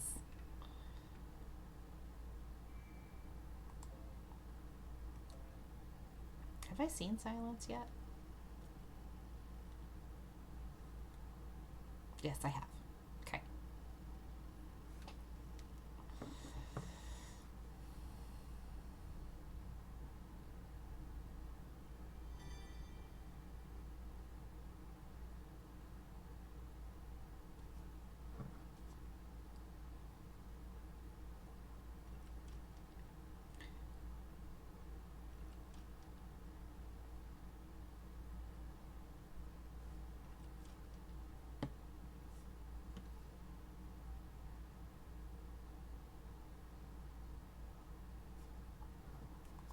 Why are you talking to me again?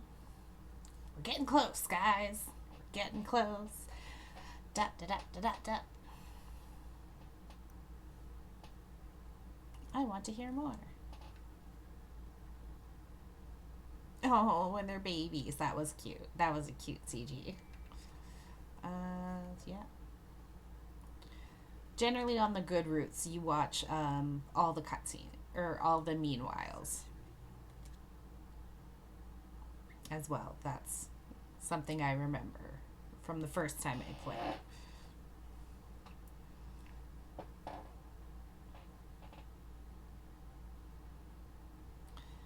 It'll be dangerous.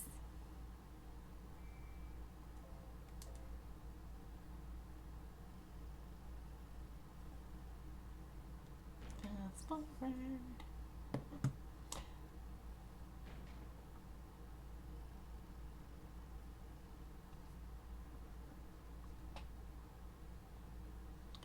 Let's see him.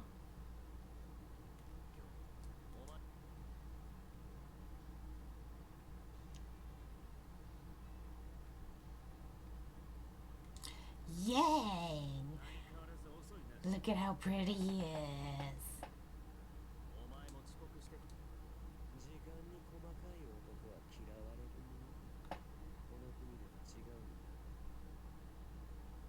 I just wanted to hear his voice. Okay, we'll go back to fast forwarding.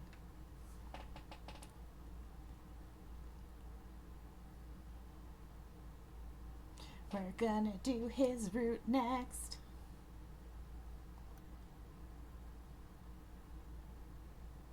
I want to stay with the Visconti. Oop.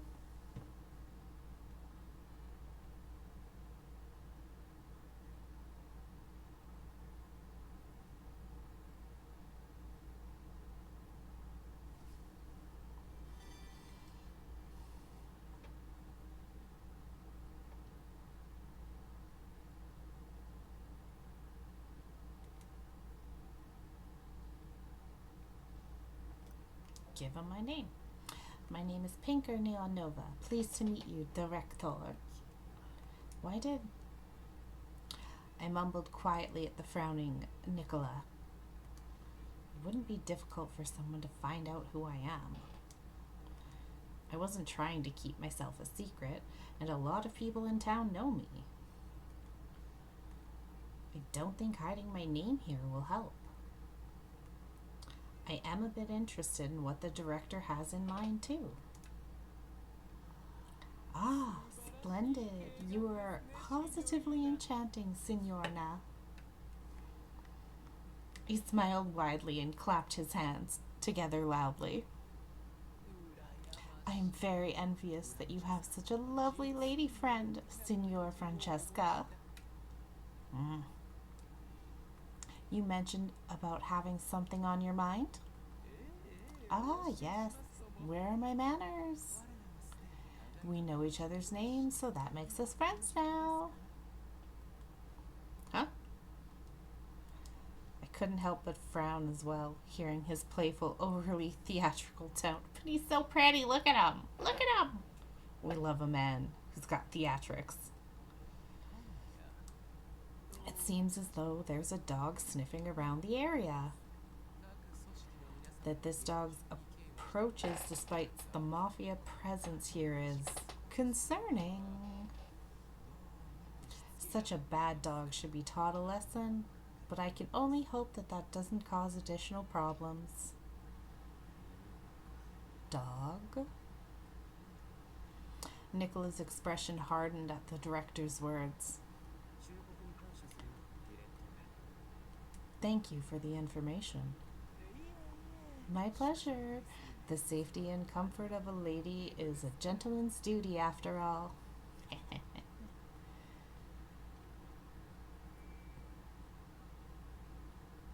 Boop.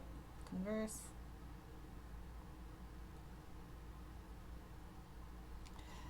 And back to fast forward.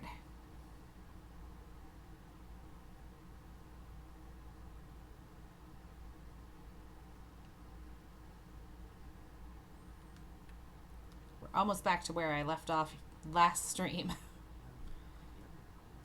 I should have expected this to happen.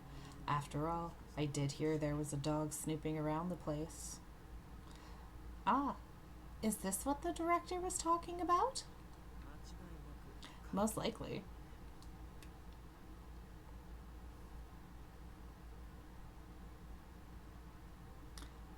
Don't kill him.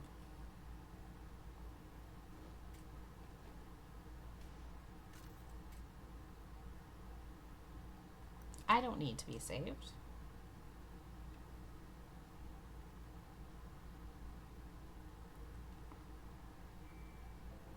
Treatment.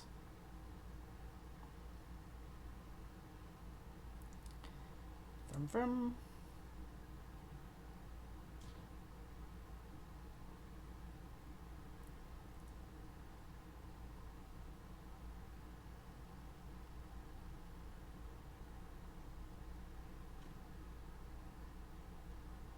All right, we're going to pause there for a moment. I need to stretch my legs and run to the bathroom and get some more water. I will be right back. And we're back. Okay. So, let's bring up my guide again here.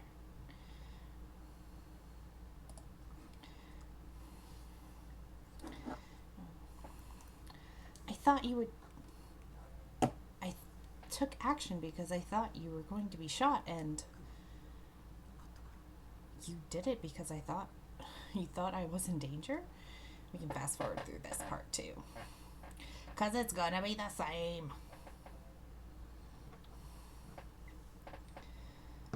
Now it'll just fast forward till it gets different. We've seen this part tonight already.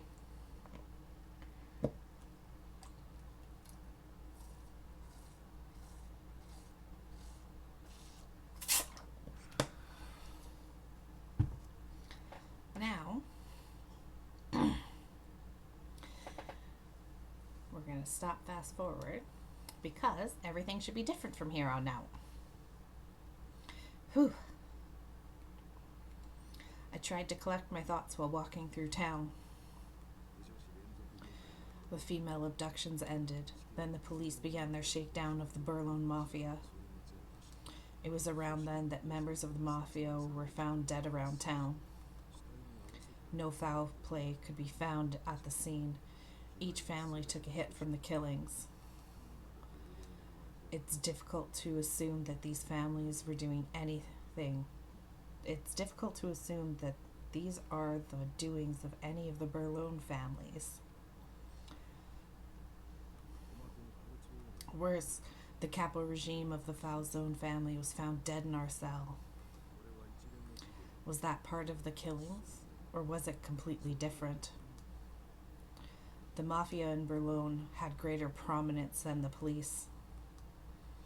A member of the Mafia being found dead at the station was unprecedented. In that sense, it could be linked to the unprecedented killings happening outside. Maybe the killer is the same, or a single family may be leading the killings.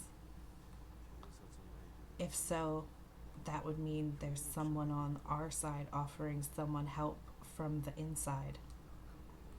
I'd rather not doubt my comrades, but odds are likely one of us is involved.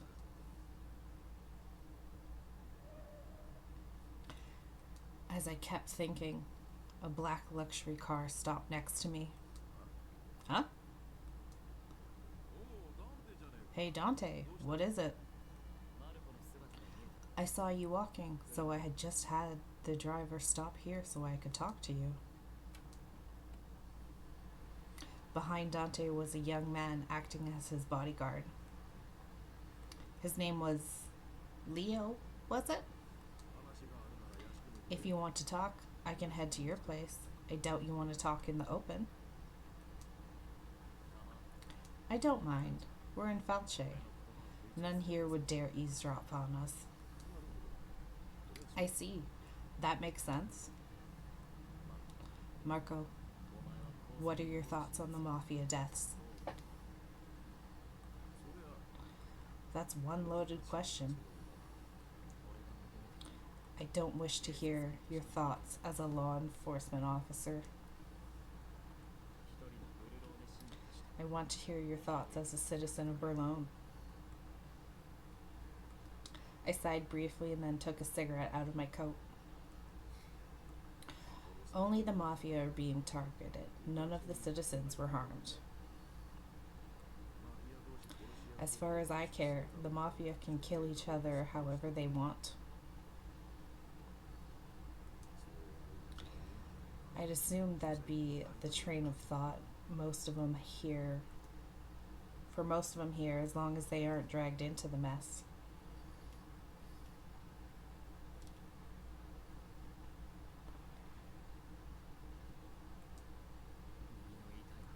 That's quite harsh.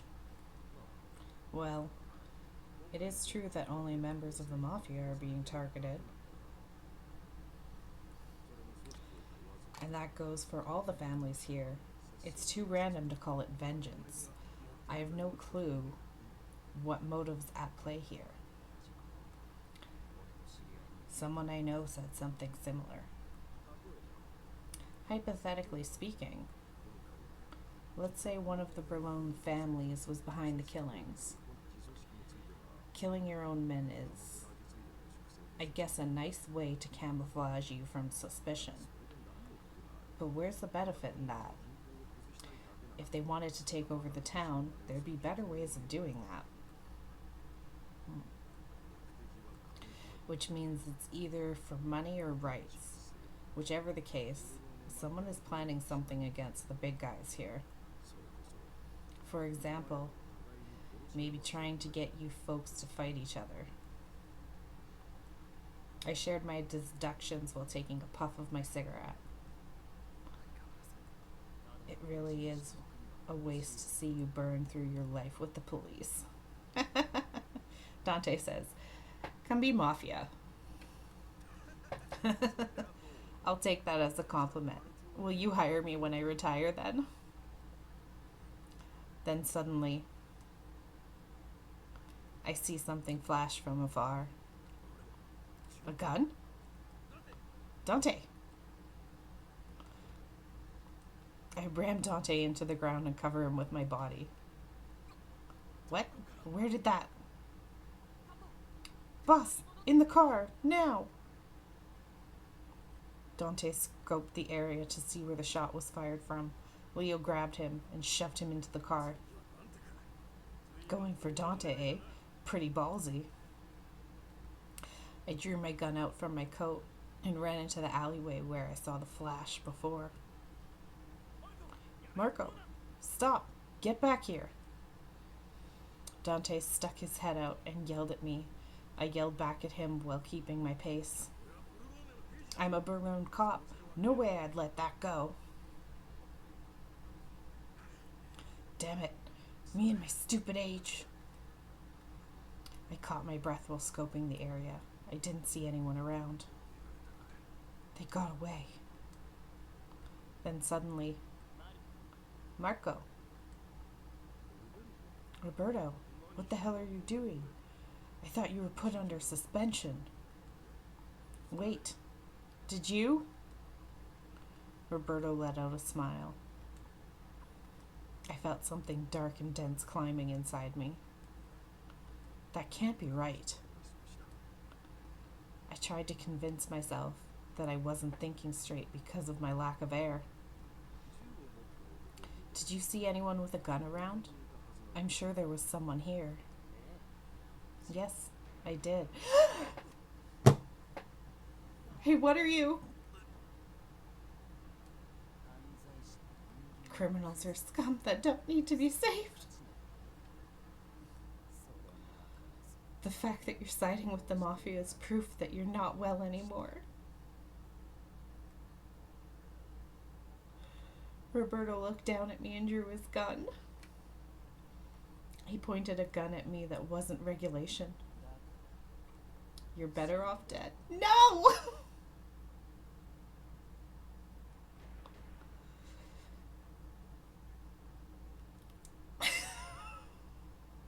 No!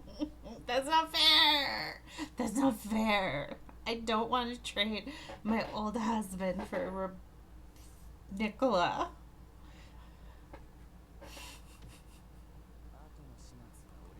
I'll take care of the rest. Sleep well, Marco.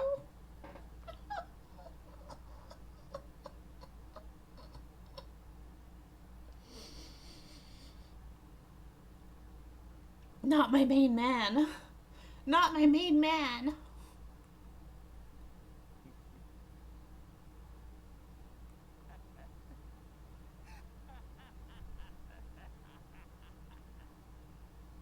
Oh, Roberta, that's a good laugh.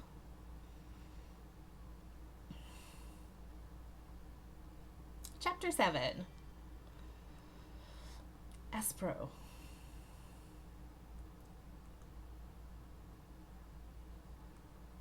Birds were chirping beyond the window. I need to wake myself up. I got up and looked around the room. Vivid images of what happened yesterday flowed into my mind. Our beautiful kiss. Just thinking about it was making me blush. I placed my hand on my chest in the hopes that my heart would calm down. My feelings, I've known all this time. What about Nicola? What did he mean by what he said? Why did he touch me? I want him to let me know. I don't want to be kept in suspense. He seemed to be busy since that night. I hadn't had a chance to see him since then. If I see him today, I'll try to get this cleared once and for all. With a resolve at heart, I finally stepped out of bed.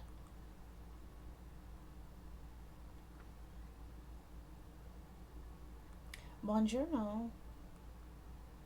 I greeted the room while opening the door. The lounge was amazingly quiet. I stopped myself at the entrance, bewildered by the stillness in the air. What's going on here? The members were all directing their focus towards the middle of the lounge. I understand what you're saying, Oliver, but I don't have an answer with me that would satisfy you. Which means you're admitting that it's fact. Nicola and Oliver? They weren't yelling, but they both had stern looks on their face. You seek results, not the truth, right? That's right. And the state we're in isn't good for the family. Then I'll change the state we're in. I'll just need some time to do that. I hope you have the grace to spare me time. Fine. Nicola looked away from Oliver and was heading towards me. Oh, is there a problem, Nicola? I saw you speaking with Oliver and... He pushed me away without a word. Okay, then, we're back to this? I thought we made up and made out. No? Fine.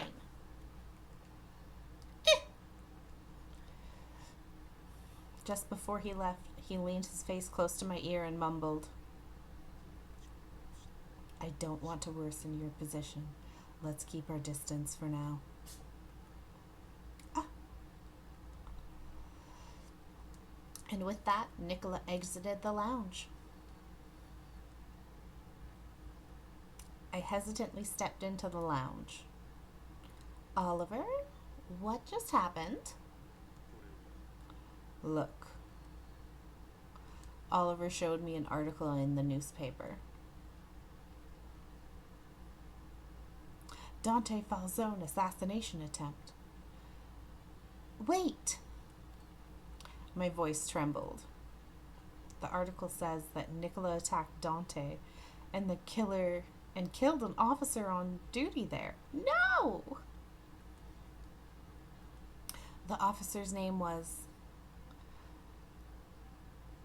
Marco was killed? Seeing his name made my heart sink. Nicola killed Marco? I don't believe it. I mumbled in a daze, staring at the article. Oliver nodded briefly, then gave a deep sigh. "You know, we don't believe what's written in the paper is always correct. But a whole article can't be fabricated from nothing. Someone must have attacked Dante Falzone and made off after killing the cop. That we know is real." "But Nicola wouldn't do that." "Yeah, but the Boulogne police just made it official that Nicola is the culprit." "It can't be. That can't be right." "The cops wouldn't make such an announcement without any evidence. They need as much proof when going up against us. I have no idea what's going on between Nicola and the Falzone, but Nicola is a member of the Visconti now. He can't go off doing things like this. Maybe it was Nicola's plan all along to cause problems under the Visconti name. I mean, he did betray his family once already. The rumors may actually be true." "How dare you doubt him?" "Rumors?" "Stop with the assumptions. Nicola is a member of the family. I love you, Oliver. You're so perfect." "So perfect. Such a good man. Why don't you have a root?"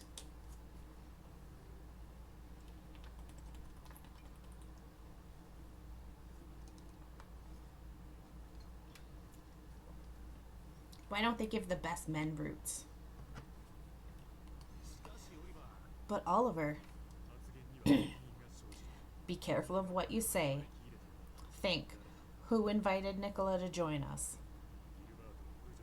Are you trying to insult Gilbert?"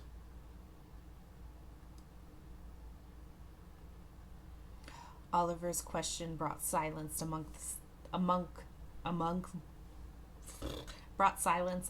the men in the lounge. I kept thinking about the article and the situation in the lounge. Something far beyond me is happening now. That was all I knew for now. Some time passed. I couldn't get my thoughts straight with what happened. Some reached out to me with concern, but I couldn't grasp what they were saying to me. I figured there was no use for me to be in the lounge, so I saw myself out when... "Ah! You're Orlok." Orlok turned to me upon hearing me call out his name.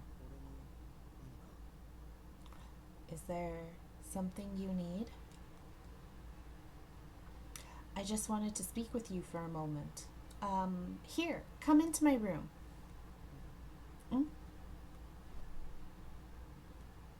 "It's this way." I tugged on his arm for him to follow me. Orlok followed without saying a word.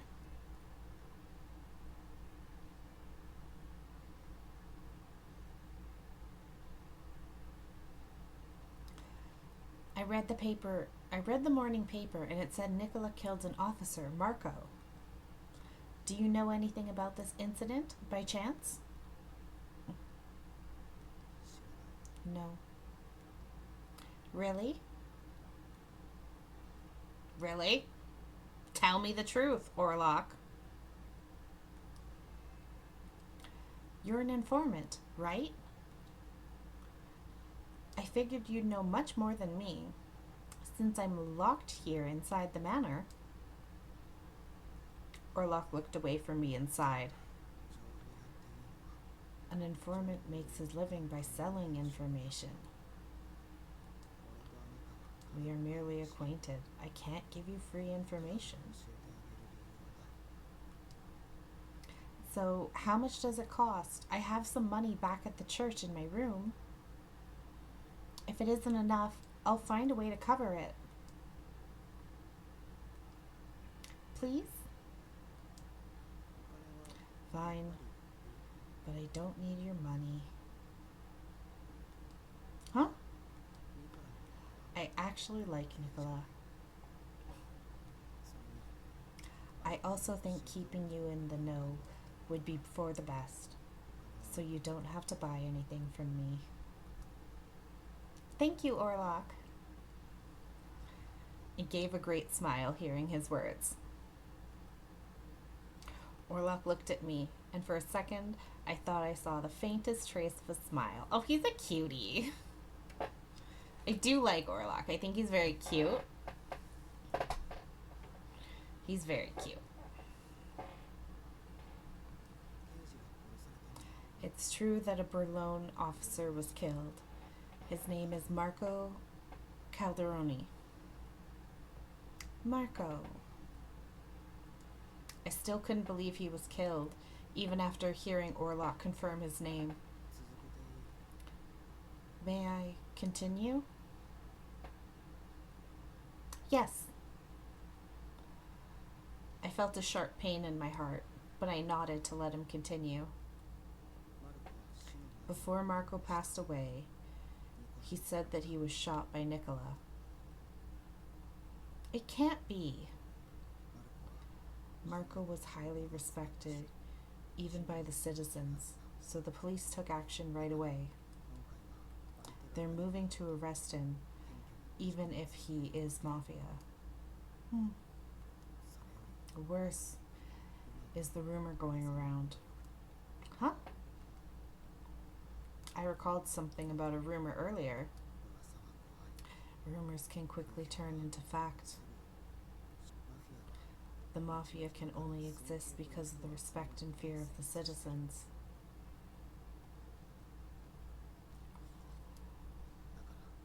That also means any who lose that respect or fear would be taken out of society. I could see what he was saying, especially considering Burlone's background. I clenched my fists. I mustered the strength to ask Orlok, what is the rumor about? Nicola failed to kill Dante. At least that's what everyone thinks. You know about the killings involving Burlone's mafia, don't you? Rumor has it Nicola is behind the killings. That can't be possible. I know that can't be possible, but the citizens beg to differ. Smoke can rise without a fire. Good use of metaphor. Even if it's a baseless accusation, if it's believable enough, people will begin to think that it's actually true. That's horrible. Then again, I understood what he meant. Various people came to the church. Rumors also followed them. Sometimes baseless rumors would spread like wildfire as if it were truth. Isn't there anything that can be done? The underboss, Nicola, betrayed his family. That is very serious, beyond anyone's comprehension. At that point, he lost the respect of the people.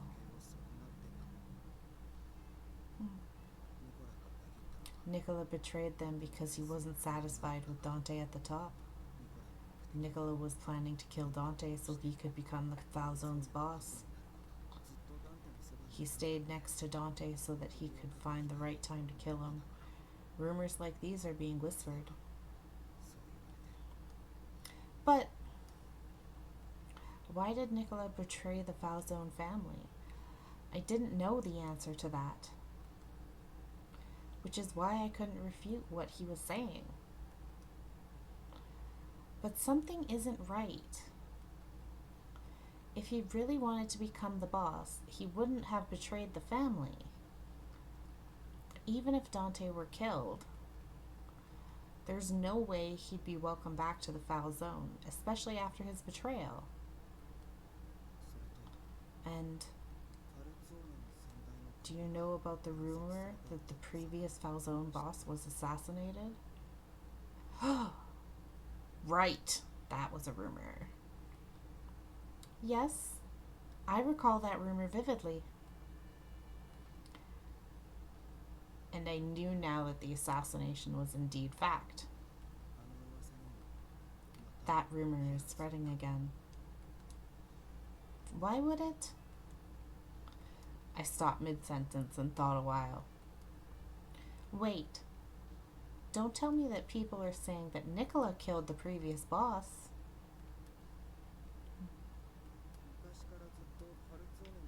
Rumor has it that he was planning to take over the Falzone family all along. How dare they? That's about all I know. Now if you'll excuse me. With that, Orlok turned his back to me and headed to the door.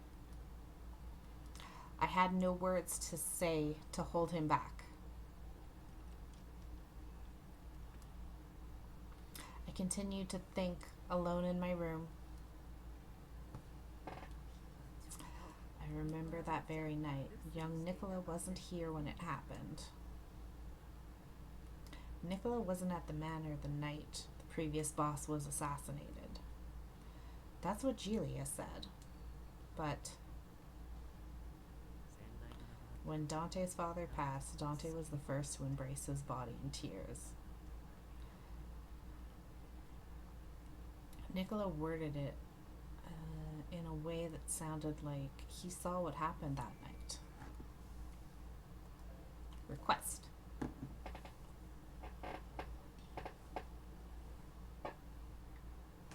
Orlok. This is about all I can do for her.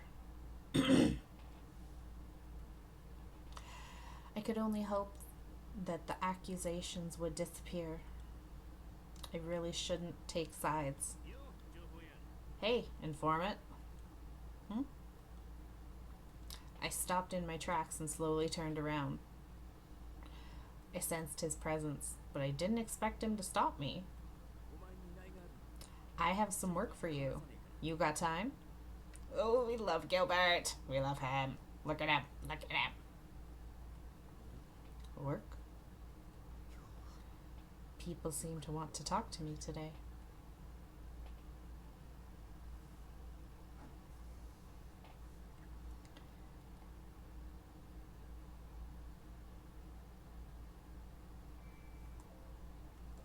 Rumors.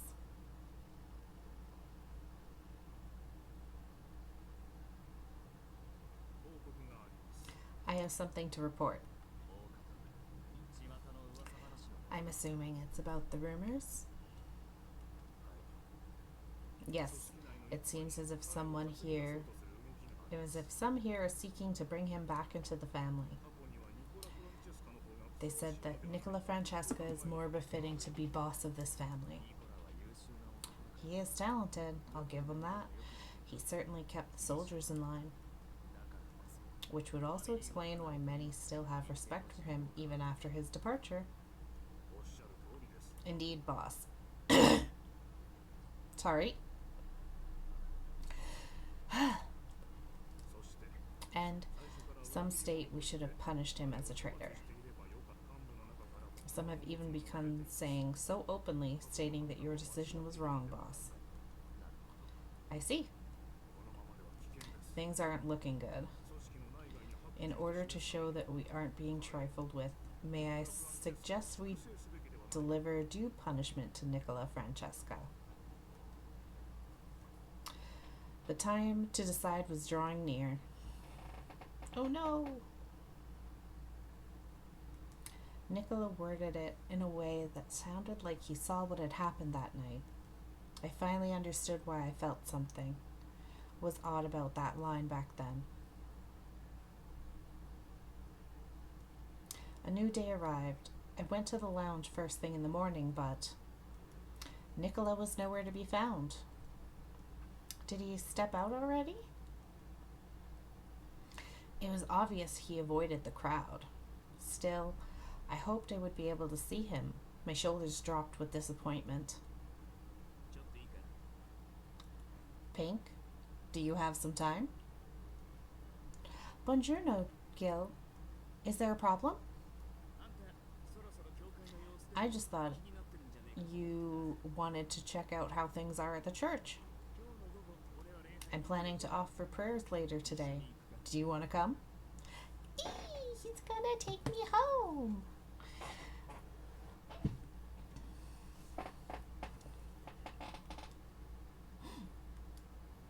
My eyes widened at Gil's invitation. I had completely forgotten about my home with all the things happening around me. Yes, please. Thank you, Gil. I gave a bright smile and Gil smiled back at me. Oh, but is it okay for me to go outside? We made a decision back at the meeting. We decided everyone would leave you alone, so things should be safe now. I see. I breathed a sigh of relief. I could finally go to church and see Sister Sophia and everyone there. Just thinking about it lifted my spirits. It feels like it's been forever. Simply knowing that I was standing here made my heart swell with joy. I'm heading inside the church. You wanted to see Sister Sophia, right? Yes, I think she may be in the rectory now. Guard her. Leave it to me, Gil. Gil ordered one of his men to follow me. Thank you, Gil. I'll see you later. I gave my sincere thanks and headed to the rectory.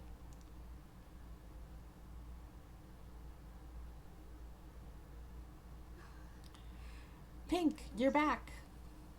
Sister Sophia. I ran as quickly as I could towards her. Sophia embraced me firmly within her arms. I'm so happy. Being able to feel her warmth like this is so comforting.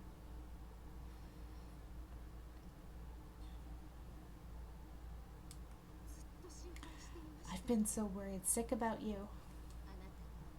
I heard that you left the Falzone's family manor. Were you all right? Yes, I'm fine.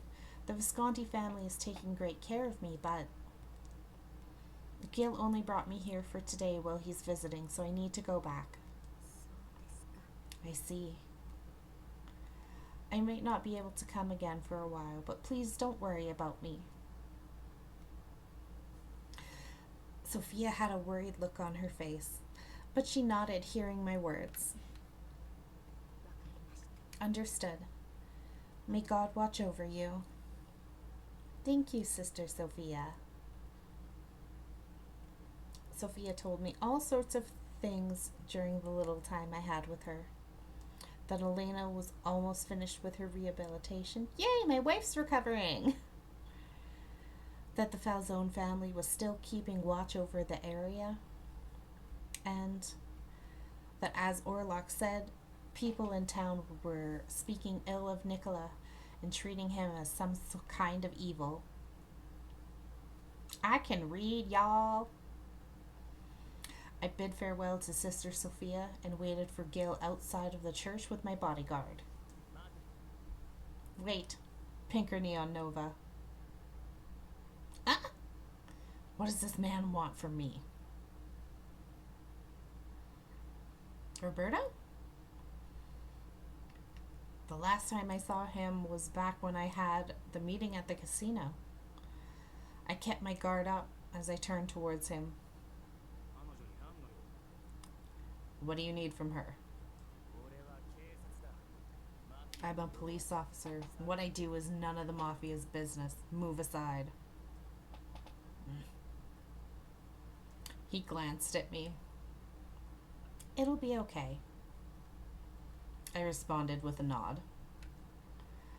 Those two getting into an argument would only make matters worse for the Visconti. I heard about Marco. My condolences. Yes, and I will arrest Francesco so Marco's death is not in vain. Pinker, I'm here to take you into our protection. The Visconti are criminals. You're only endangering yourself by being with them. I respond to Roberto. I'll stay with Nicola. No, I'm quite fine. I'm going to stay with Nicola. I bluntly refused Roberto's offer. I want to be with Nicola. After all this time, I finally understood why I wanted to be with him. I was in love.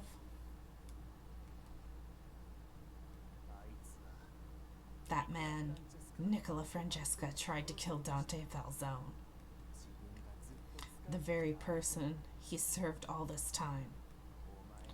You do know that he will kill you the moment you're of no further value to him, right?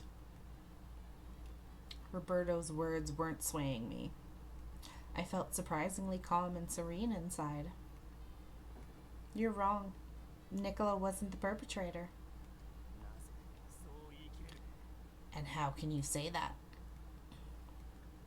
Nicola still cares about Dante immensely to this day. Someone else tried to kill Dante.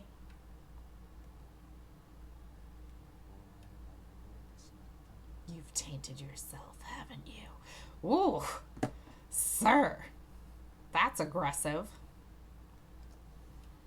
Roberto looked down at me with cold eyes. I felt a shiver run down my spine.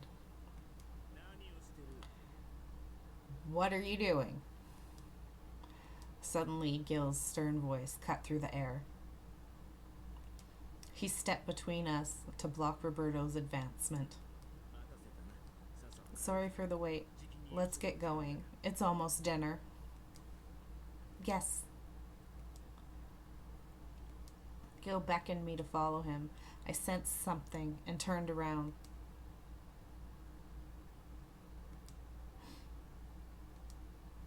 Roberto stood there in silence. He wasn't trying to stop us, but he was glaring at us with the same hatred-filled eyes from that night. It was almost dinner at the Visconti. I was surprised to see Nicola ready for dinner. Nicola! Nicola shook his head slightly to know not to talk to him. Now wouldn't be a good time to talk.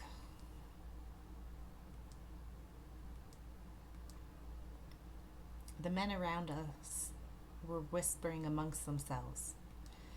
It must be about the rumors from the article. Nicola looks unbothered, but that doesn't mean he isn't suffering. An awkward dinner came and went. Nicola! With dinner over, I ran out of the lounge to chase after Nicola. He opened his mouth to speak, but I began speaking first. I want to discuss something with you. It's about Roberto. He closed his mouth and thought for a moment, then nodded in reply. Fine. Let's talk in your room. Thank you. I smiled, hearing Nicola's voice again. I really did need to speak with him about Roberto, but I was overjoyed to have any reason to speak with him at all.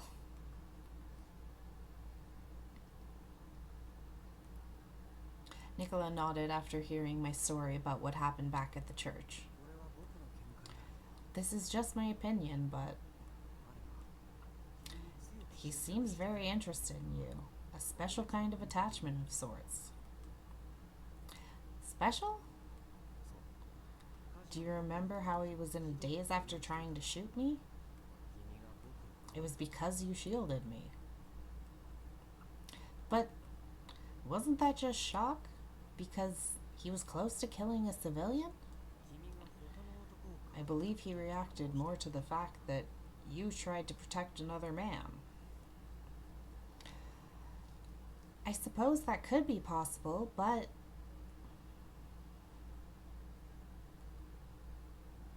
I'm sorry, I must have been daydreaming. Be careful next time.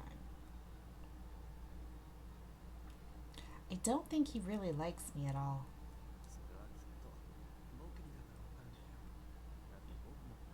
I probably see it differently because I'm also... He suddenly stopped mid-sentence. A short moment of silence fell over us, but I mustered the courage to speak.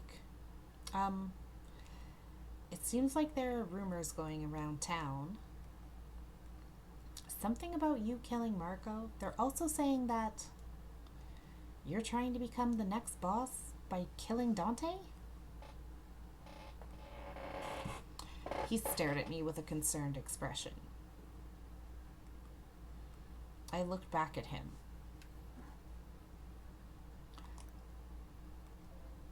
Nicola, you didn't kill anyone. Why aren't you denying the allegations?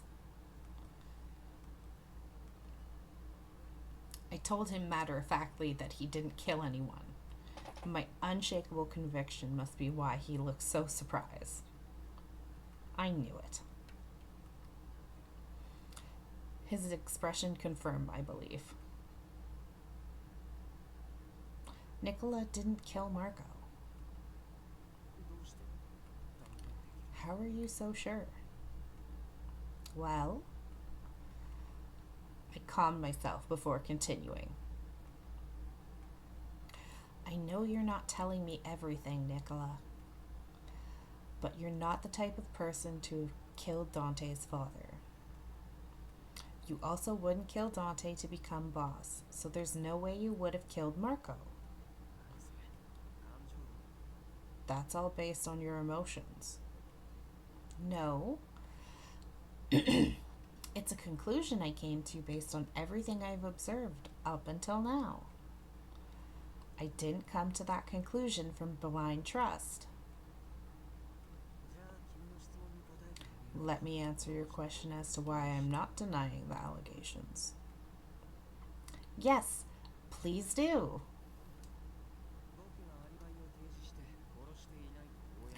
If I prove my allegation or prove my innocence by revealing my alibi to the public, things may change. But that would also expose things that should be kept hidden. It could unearth something that someone might be trying to keep secret. Sir, makes sense.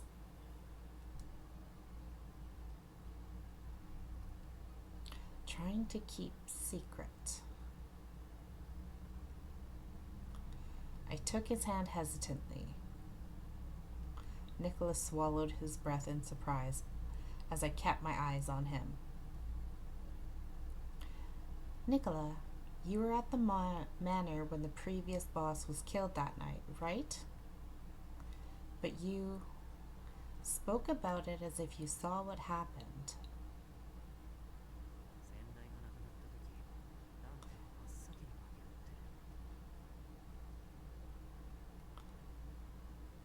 What you said has bothered me all this time. Were you there that day? Really? Fine. I'll talk to you about what happened that night. But because of the nature of it, I'll need to ask you to keep it a secret. I love secrets! I love them!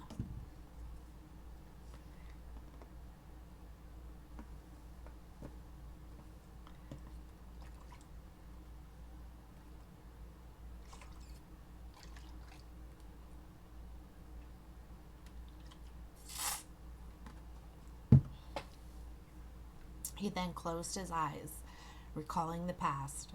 He slowly began to speak. That night, I heard strange sounds coming from the boss's office, so I went to investigate. Things were over when I got there. Dante was crying over his father's body. Dante? The only other time I'd ever seen him cry was when his mother passed away. Seeing him cry as an adult was so painful to witness. I never liked Dante's father. I always thought he was too strict on Dante. It even felt like he cared more about me than his own child. At least, on the surface. Once you get older, you start seeing things. He loved Dante, which is why he was always strict with him. I can see that. A pampered son would only end up despised in the future. Indeed, though I still feel he could have handled things a lot better. Sure, he needed to be a strict boss, but if Dante ended up hating him, things could go south very quickly. But Dante must have understood all along. When I saw Dante crying, I felt like I could finally see him for the first time. Nicola, what I saw back there was the same as what I saw back when his mother died. Dante doesn't want to let anyone, even me, see him break down. But I didn't have it in me to pretend like I didn't see what happened. Which is odd, since I've always boasted about being a great liar. So that night, I decided to leave the manor to get my head together. I was planning on calming myself, then handling the situation as I normally do. But I guess I was the only one who thought I was masking my feelings well. Come to think of it, Julia mentioned that you were making a lot of mistakes back then. It seems like I can't keep my cool when it comes to things involving Dante. For you, he's like... Nicola nodded and continued. Did I miss something?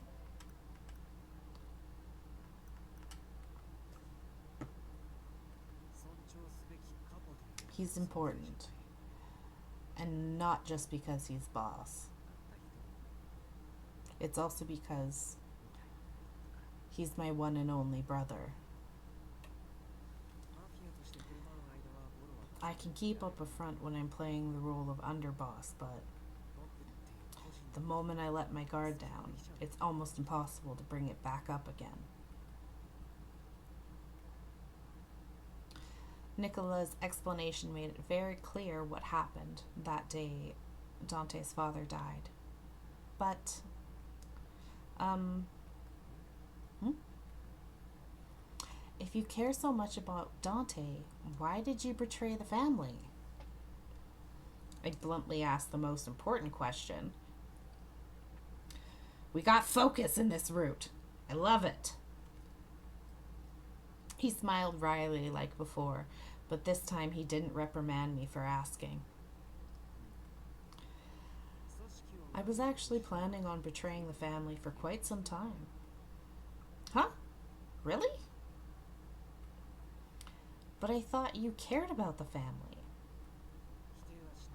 I won't deny that, but the family is old-fashioned and shackled to ancient rules and traditions. Especially Dante.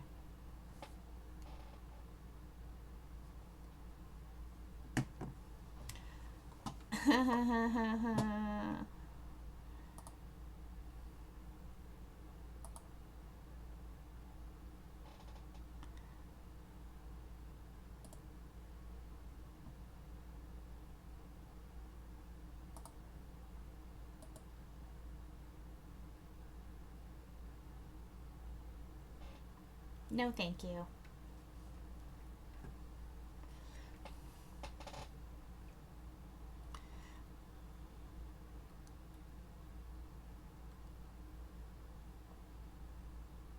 Their rules and traditions probably burdened Dante the most. I wanted to end everything for the sake of the family.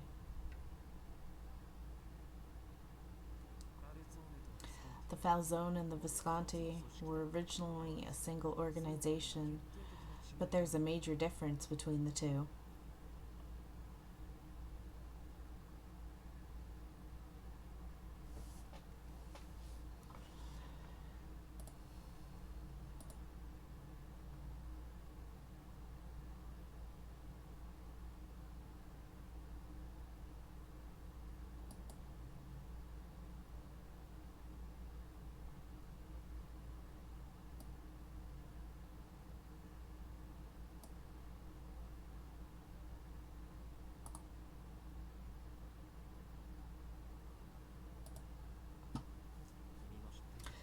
You know what that is, right? Everyone in Berlin knew why the Visconti separated themselves from the Falzone. The Falzone. My brain is focused. The Falzone kept only those within their bloodline. All of its members are Italian. The Visconti is the complete opposite. They recruit people on talent and skill. Right. And what shackles Dante is his very blood, his Falzone blood. Hearing his words felt like all the pieces were falling into place. Nicola, you still see Dante as someone very precious to you, don't you? You betrayed Dante not because you hated him or because you wanted to be the boss. He smiled with a hint of grief and replied to my mutterings. Yes, I just wanted to release Dante from what's holding him down. I'm going to disband the Falzone family, dethrone Dante as boss, and exile him from Berlin. Oh.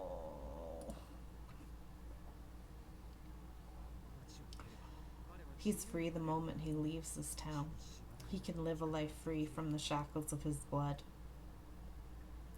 And that's why you betrayed the Falzone family? You turned on Dante and the family, knowing you would be marked as a traitor? Nicola gave a weak smile, as if to affirm what I said was true.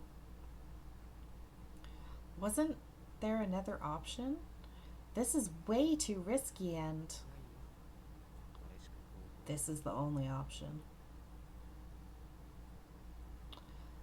Nicola stated bluntly, while keeping that weak smile on his face. Oh.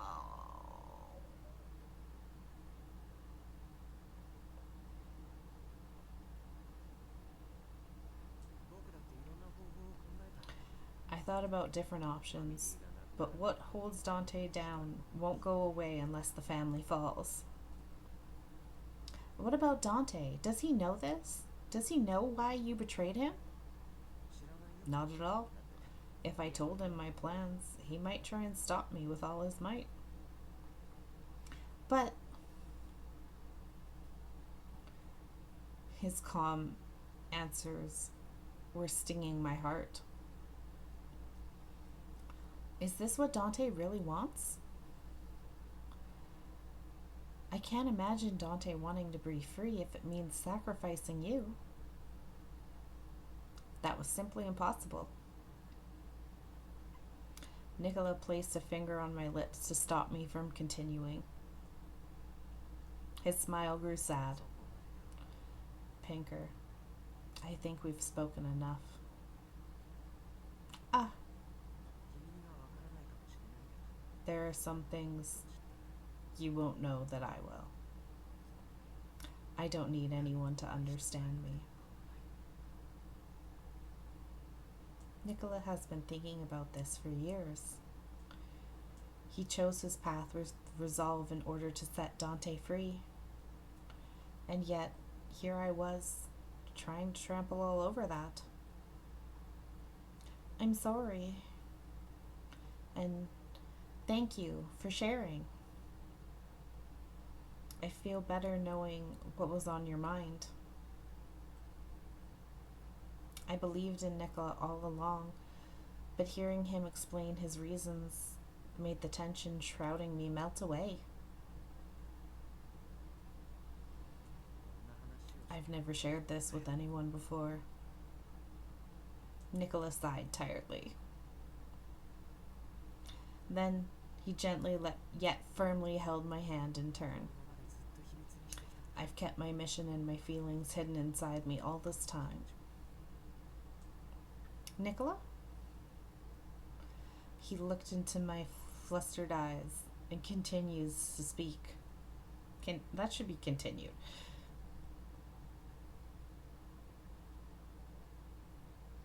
Oh, very cute CG. Yay! When I first met you, I thought you were just a girl living in her fantasy world. I'm a Barbie girl in a Barbie world. But I supposed I was wrong. He smiled at me, then squinted as if trying to relive the past. You were looking at reality in your own way and using your mind to its fullest. You have the kindness to believe in others and the courage to choose your path. Ah, I choose my path, but I hadn't been able to put it into words yet. I hadn't told him what I wanted to share. Nicola, I love you. I could hear Nicola holding his breath. I'm happy when you're kind to me, and I'm sad when you treat me coldly. I'm not even sure when my feelings came to be, but before I knew it, my feelings were as clear as day. There isn't a single day that goes by I'm not thinking of you. Everything I feel depends on whether you're with me or not. I would even jump in front of a bullet for you. We did that! Even though you did scold me for that. Nicola carefully chose his words and responded. Everyone thinks I'm a murderer now. Being with me will only bring you problems. Because of that, I can't share words of love to you, not in my current state. I'm sorry. Nicholas seemed to be in pain, but as if he needed to share something important, he whispered in my ear, "But I don't want to lose you." Nicola. That was all I needed to hear. "We're going on a rampage. We're gonna catch a murderer." His words filled my heart to the point where it felt like it would burst. I feel like tears are going to spill out. My fingers were swelling with heat. I looked into his transparent eyes and asked him something that was on my mind. Why did you kiss me that night?" "Do I have to say it?" "It's not like I can read your mind." "You were worried and angry about me then, and then you suddenly..." Thinking back about what happened is making me blush, especially with how close his face is to me now. "Because I wanted to do."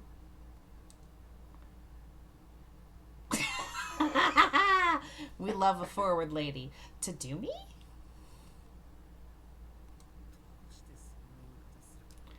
"I can't believe you're saying that." "Oh, I'm sorry." I finally noticed what I just said. Good girl. I was so embarrassed by how wrong that came out. "But you're right." "Huh?" "I wanted to touch you, but I was so scared that I was so close to losing you." "Nicola, you're a normal girl. We live in different worlds." I was gonna start singing Barbie Girl again. "Even if you did have feelings for me, I decided not to acknowledge them. But I couldn't hold myself back that night." He didn't look away from me and continued in his soft, mellow voice. "I've worked my entire life to support Dante and the family. I had no time to have anything precious while protecting them all. And I don't want to have anything precious. Didn't want to have anything precious either.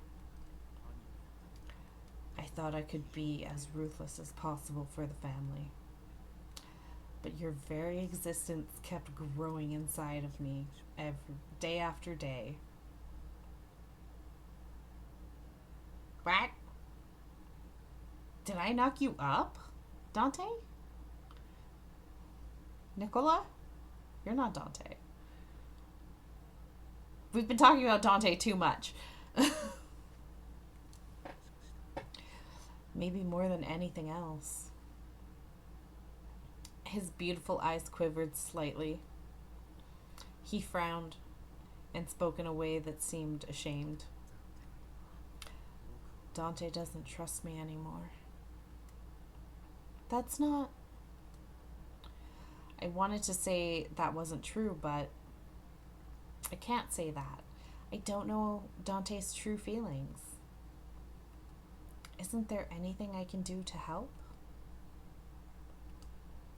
He chose a path of shame and disgrace for Dante and the family. Prattle.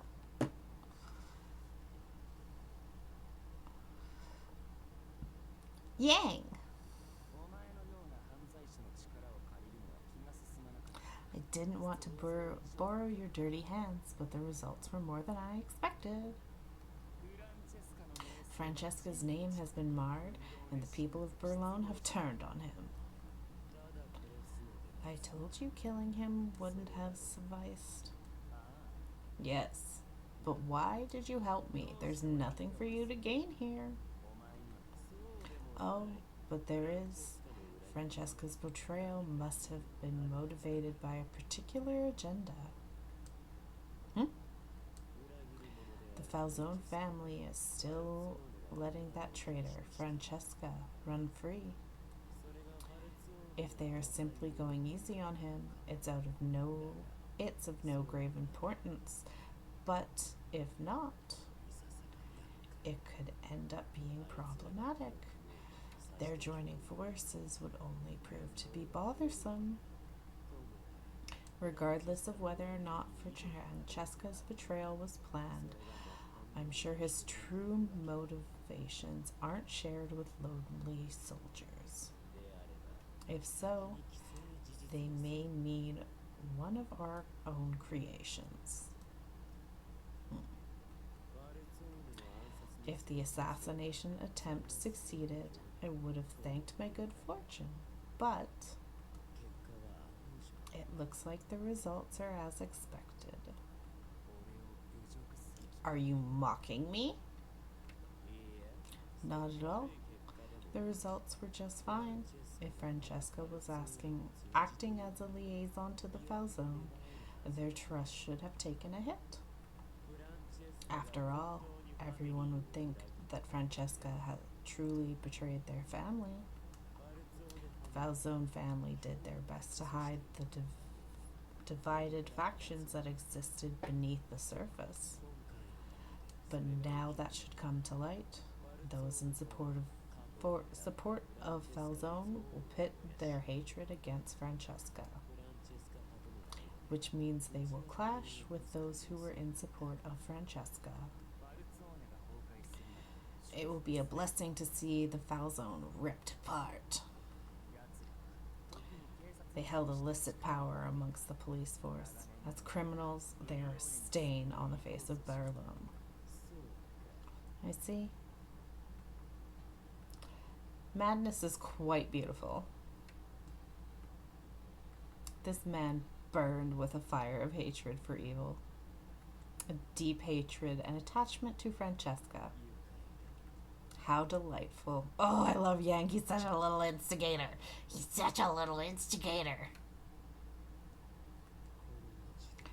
If there's any evil to be rid of, it should be the leader of the Laoshu. Yeah. Too bad. How amusing to see him borrow my power in his attempts to bring justice to the town. What are you laughing about? Nothing at all. I'm simply impressed by your sense of justice against criminals. After all, the mass killings that have cut down the presence of the Berlin Mafia were carried out by a man with a brazenly bold soul. All the mafias are criminals, scum that don't belong in society.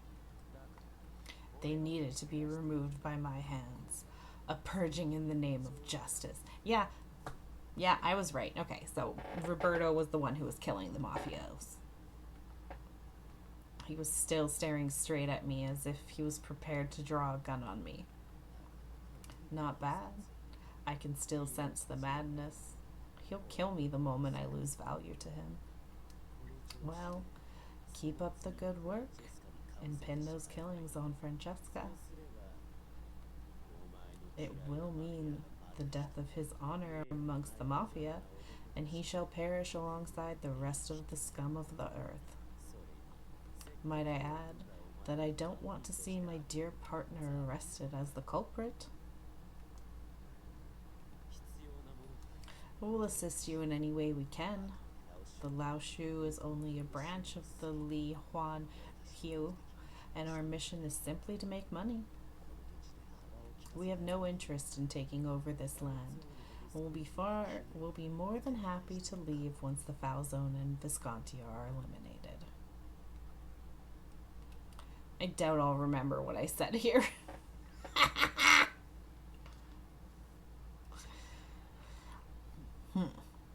Consider yourself lucky that I still have use for you. And with that, he disappeared into the alley. Use. Good luck with that.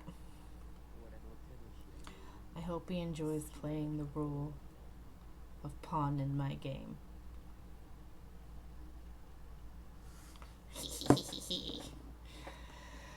He chose a path of shame and disgrace for Dante and the family.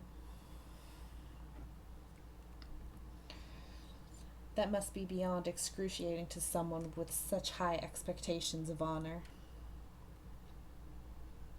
I squeezed Nicola's hand firmly as I tried to think of something that could be done.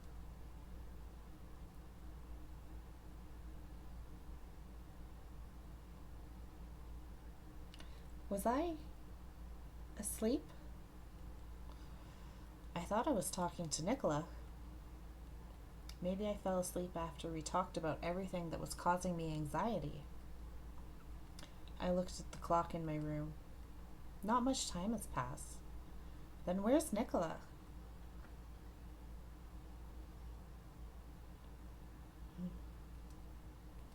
By the time I found Nicola, he was looking outside the window in the hallway. I couldn't leave someone alone who had such a sad expression on his face. Nicola?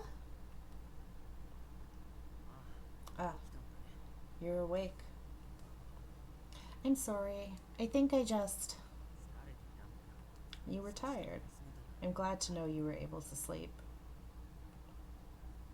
Nicola gently brushed a strand of hair away from my cheek.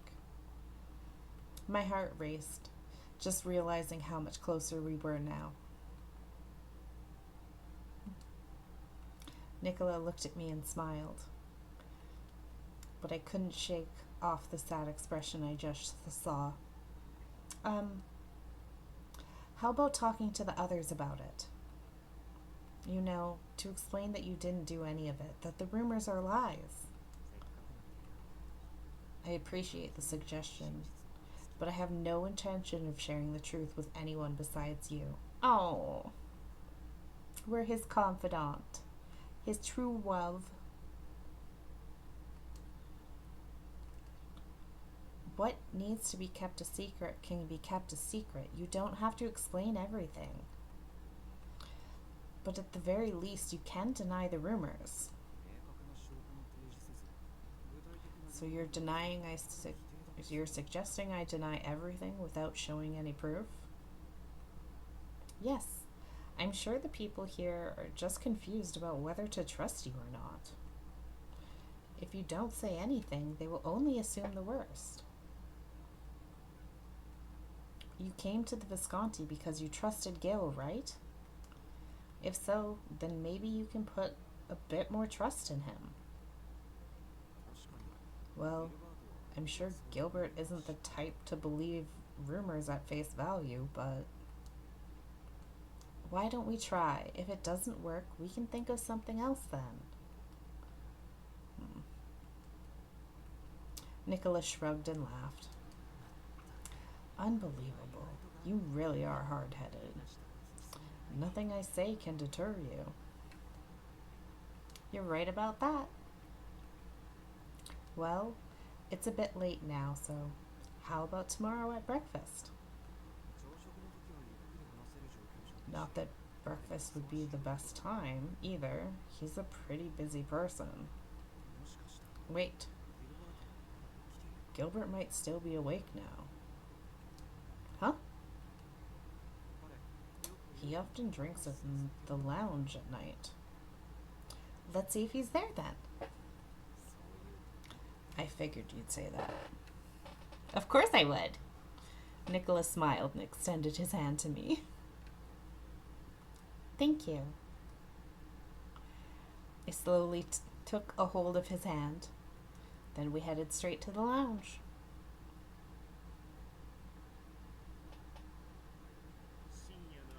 What? Planning to elope or something? Yes. Goodbye, Gilbert. We're running away. Gil squinted, seeing us enter the lounge. He was swirling an amber-colored drink in his glass. We have to talk, Gilbert. Finally. Gil spread some documents over the table. I know what you two are thinking. I've been sleuthing on my side, too. In fact, I got a report just a moment ago. A shadow appeared next to Gil. Why are you... I was surprised to see an unexpected guest. I could see Nicola was surprised as well. Orla looked at us, then silently nodded.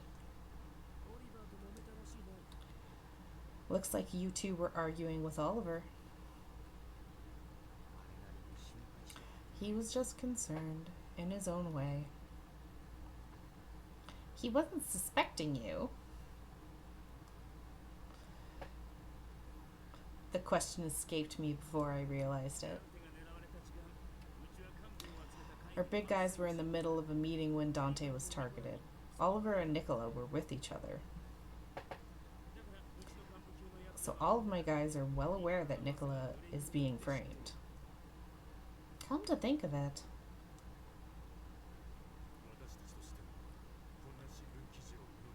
No, we don't believe that what's written in the paper is always correct. I love Oliver. He's perfect. But a whole article can't be fabricated from nothing. Someone must have attacked Dante Falzone and made off after killing the cop.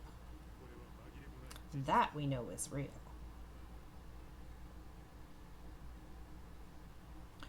Oliver didn't say that Nicola was the culprit. If anything, he was trying to calm the others. There's a reason why he didn't go into detail there. If they find out that Nicola was a part of the meeting, some of them are going to start complaining about why a traitor has a seat amongst our top brass. We're mafia through and through. Many do view betrayal as a cardinal sin. I've been letting things slide, but if things took a turn for the worst, I'd intervene. Then Gil spoke in a serious tone. Nicola didn't do anything. I know that for a fact. Which is why I had the whole thing investigated. Something ain't right. Gil. Nicola picked up the report on the table and began flipping through its pages. Curious, I decided to peek over his shoulder. Someone at the station is working with Yang.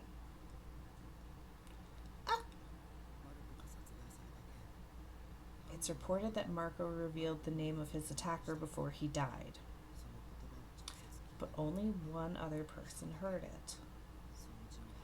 That person has often been seen going to the Veleno district recently. In other words, he's behind all this mess. That's horrible. The police are already wrapping up Dante's attack as part of the mafia killings. Strange, ain't it? If the Falzone's boss was targeted, wouldn't we or the Laoshu be the prime suspects? Instead, Dante's assailant is suddenly being conflated with the serial killer. Without knowing it, the public's opinion is being manipulated by that officer. It can't be. So who is this person? Roberto DeFeo.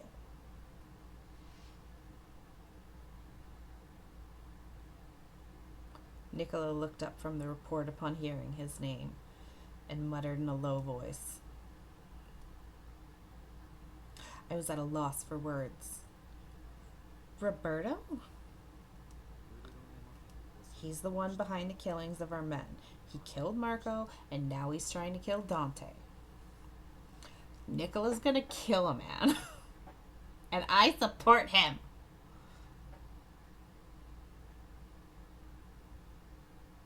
That's my man. Not Roberto. Nicola. We support him. But why? Why indeed? No one knows. And to be honest, I don't care. Right? Good attitude. Nicola is a member of the Visconti. Tarnishing Nicola's name is tarnishing the Visconti name, and I'm not letting that go. Good job, Gilbert. Gil's words were strong and clear, his eyes resolute. But then his expression clouded somewhat. I'm concerned about what Yang's planning. At the very least, this isn't the time for the Falzone and the Visconti to be fighting. Nicola looked uneasy hearing Gil's words. He came over to the Visconti to try and put an end to the Falzone family. Of course he would be hesitant. I know you have something to say, but you aren't. But are you going to tell me what it is? We're mafia. Our pride is in keeping our honor and our name prominent. I'll follow your orders, Gilbert. I don't want them to get away with this, either.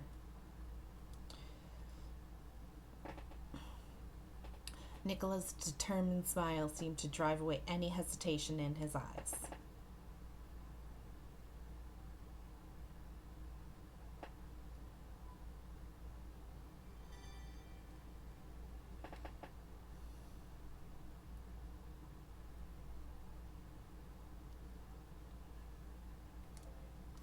Okay, we're going to save.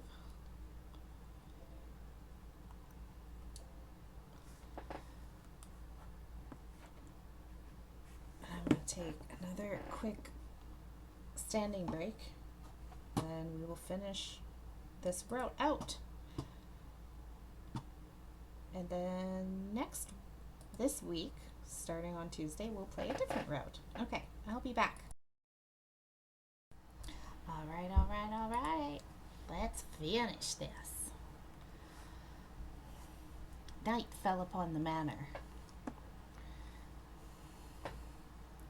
Wrong button. Gil gathered his men to the lounge for a meeting. Is it okay for me to be here? Looking around, I felt out of place. If Gilbert says it's okay for you to be here, it's okay.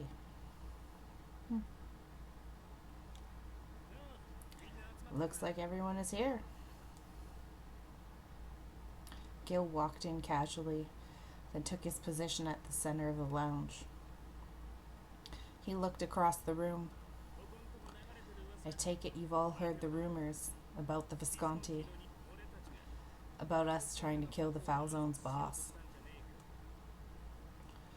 Gil then raised his prominent brow. There's no way in hell we'd do such a thing. The rumors are completely false. Sure, we don't get along with them, but we wouldn't actively try to kill them. And that's why I've decided to meet with Dante. Gil's announcements caused a stir amongst the gathered crowd. Wait, Gilbert, don't tell me you're going in alone. Think about what's happening. That's far too risky. Dante Falzone probably doesn't think well of us right now. After all, I'm sure he believes we're the ones who tried to off him. On top of that, we have Nicola on our side now, who betrayed him. I doubt he'd be willing to talk, even if Gil went to see him personally. Your underboss betrays you? There's be resentment there. Gil gave a deep chuckle at the comments. Dante? Holding a grudge? Against who? Nicola? Gil's chuckling became louder. Then he looked briefly at Nicola. Well, Nicola did say himself Dante would try to find a way to kill him. In any case, I'm a traitor. I'll be clipped sooner or later. Dante, as the Falzone's boss, may do that. Or maybe someone in the Visconti will lay their hands on me. Gil continued with a grin on his face. In this case, even Nicola can't see things straight. Not surprising, given that he did break our cardinal rule. What do you mean by that, Gilbert? You can't seem to make the right call when it involves coming to matters. When it seems to come to matters involving you. I'll be blunt. Dante is looking for a way not to kill you. Nicola appeared surprised. Gil's mischievous eyes grew gleeful at Nicola's expression.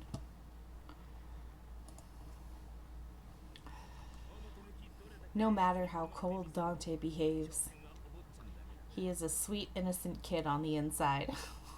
Gilbert.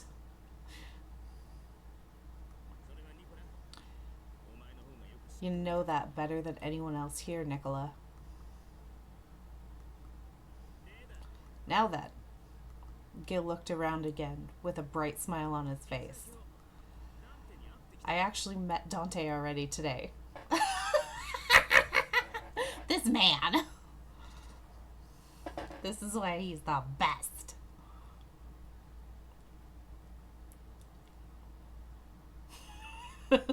He's gonna give my husband Oliver an aneurysm. Oliver was pinching his forehead in exasperation. Gilbert, so earlier when you mentioned you would meet with Dante.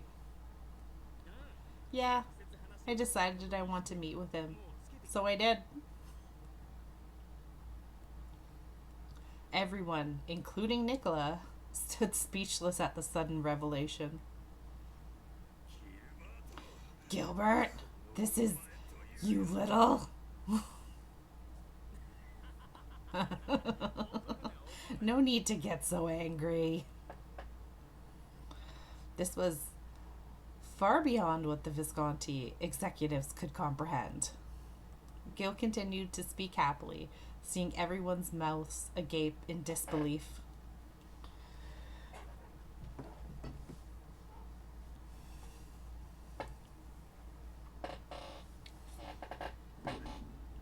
I decided to go see the Falzone family early in the afternoon. Hey Dante, what's with the face? You sick or something? It's your fault, Gilbert. I can't get this headache to stop. I can't believe the Visconti's boss would come here without any guards. I hate carrying around the extra baggage. I prefer having a face-to-face talk and getting this all over with. This, as in, that we the Visconti and the Falzone have between us a common enemy. Go on. I nodded and then disclosed all the information I had on me. So, the assassination attempt and Marco's death are both unrelated to Nicola. He was in our meeting when both the events happened. It's the perfect alibi. The officer, Roberto Di Fio, is the one who tried to frame Nicola. He's probably the serial killer, too. Which makes sense, since he can lay hands on whoever is in the station's holding cells. Dante frowned, thinking. Then he asked me a question. The only one who can prove Nicola's innocence is the Visconti. You think I'd believe you? Yeah. My immediate response made Dante's frown even more defined. But soon he let out a brief sigh and spoke. I knew the person who targeted me that day wasn't Nicola. Contrary to the rumors, I also know that he isn't involved with the death of my father, the previous boss. After all, I saw who the perpetrator was with my very own eyes. Huh? That's news to me. Naturally, even within the Falzone, only a select few know about it. In any case, my father's death has nothing to do with this. I assume the culprit framed Nicola to tarnish Nicola's reputation. Yeah, and I think Roberto's taking action with a personal vendetta in mind. He shot at Nicola back at the casino. He's been focusing on Nicola more than the leaders of each family. Not sure what Nicola did to become so popular. I want to see what Roberto is going to do next. I'm still not sure what's driving him. He hates Nicola with a passion, but it doesn't seem like he'll get himself directly involved yet. We could send Nicola to the police station and see if we can get Roberto to make a move.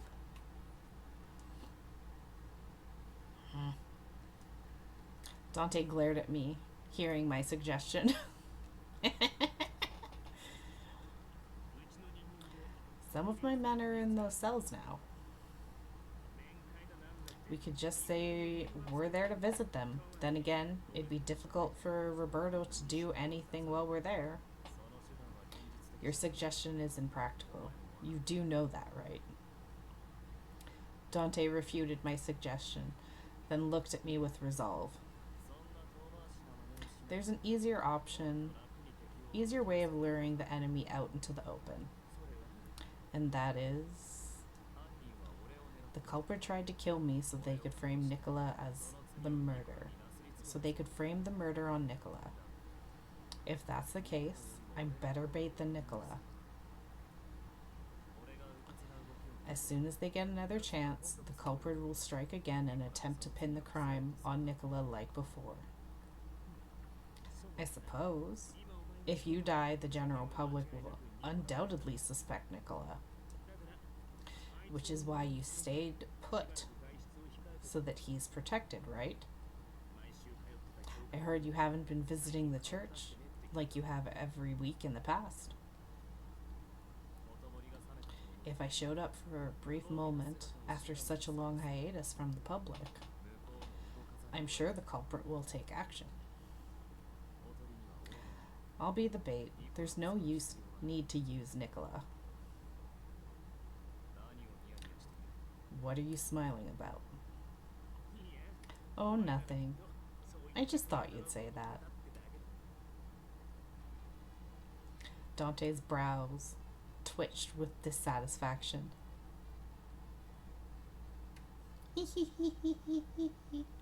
We love him. So Dante and I already have a plan in place. And that plan is, I asked Dante to visit the enemy base of operations. You mean the Burlone police station? No, it's not Roberto we're after. What do you mean, Gilbert? Noticing the confusion amongst his men, Gil answered with a stern expression. Roberto is in contact with Yang. So the Lao Shu is behind this. Are you surprised? No? The Lao Shu would be thrilled to see us in the Fall Zone duke it out. In other words, we will need to strike the Lao Shu, then Yang. I've been wanting to arrange a connection with the church so we can exterminate the Lao Shu. That'll make negotiations easier. There's a benefit for us hunting them down. Yang and the Lao Shu. Despite my short encounter with him, I could tell he was a force to be reckoned with. He is. He is. My instincts were telling me to stay far away from him. So Dante is going to visit the Laoshu base in Veleno. Correct. He's going to do exactly what I did at the Foul Zones today. The concept behind it is a proposal to form ties with the Laoshu to defeat the Visconti. I see. That would also make it seem like the Falzone fell for the rumors. The traitor, Nicola Francesca, sought to kill the boss and killed the police detective in the process. There's no way the Falzone would let such a person or the Visconti go. He would negotiate a deal to expel us from Berlin. Is that the general idea? I felt a little uneasy about Nicola's words. This plan is also...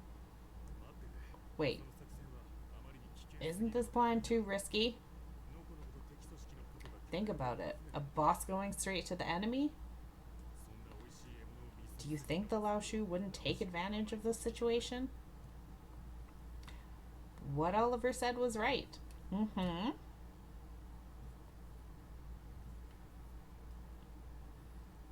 But Gilbert was smiling without a care in the world, unfazed by Oliver's concerns. Gil's gonna give my man Oliver a heart attack, you know.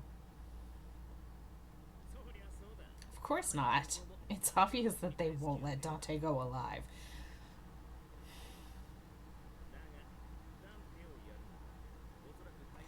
But that would only be after the meeting is done.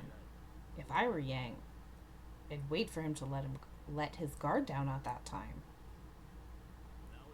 Let me see. The Laoshu will probably accept the Falzone's offer and strike a deal for them to work together. Then they'll tell everyone I took down Dante immediately after. The whole town is talking about you. The people of Berlin will believe the rumors regardless of whether or not they're true. We'll work off of what the Laoshu expects and defeat them with the help of the Falzone. Dante and I thought the same. Oh, and this is his idea, but he's saying we can announce to the public that we protected Dante from the attack. I see. So we show everyone that we saved the Falzone's boss. That would get rid of the rumors and restore the Visconti name. Gil nods at Oliver's deduction, then looks over at Nicola. Nicola, I need you to guard Dante. Me? You saving Dante will prove that you weren't involved in the assassination attempt. That's a very important role to fill. Yeah. So don't forget to load your gun. Nicholas smiled at Gil's playful tone. I've always been ready, ever since the first day I held a gun. Nicola, it didn't seem like he was lying, but something wasn't right. Nicola's smile looked strange, and it was bothering me quite a bit. I should ask him about it later, or at least that's what I hope. The moment the meeting ended, Nicola briskly exited the lounge. One's goal.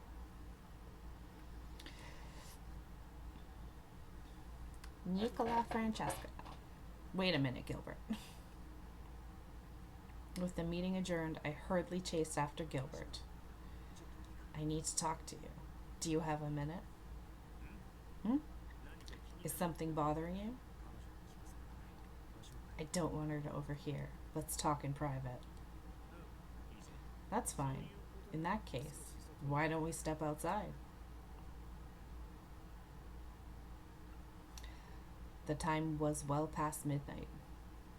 The people here loved to stay up late, but the streets were already empty. Still, I could hear the merriment riding upon the breeze that blew by. I understand the strategy you outlined back there. It's a solid one backed by logical reasoning. I have no objections to that. Just one thing.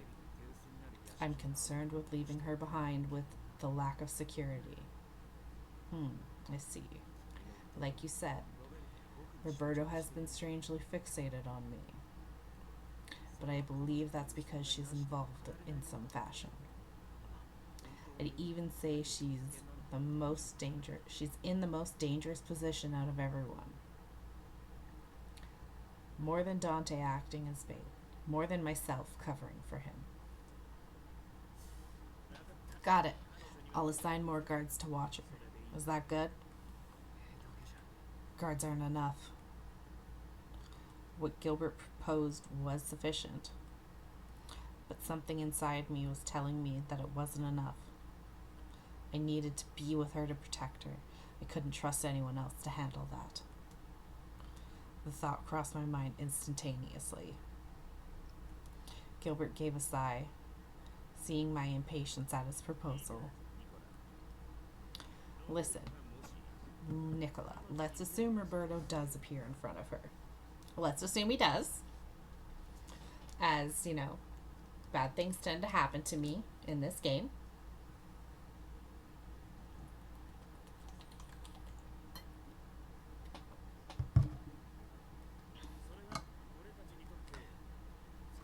That's the best thing we can ask for, right? But Gilbert, hey, stop glaring at me. I'm just saying it like it is. We can take care of the Laoshu with our men, but we can't simply kill Roberto and be done with it. He has connections with the guys in Rome. We're not in good standing with them, so if we suddenly off him, I can only see a shitstorm ahead. We need solid evidence that he's the culprit of all that's been happening. I see. You're right. If he dares to sneak into my home in order to abduct her, that's solid evidence that his slippery ass can't wriggle out of.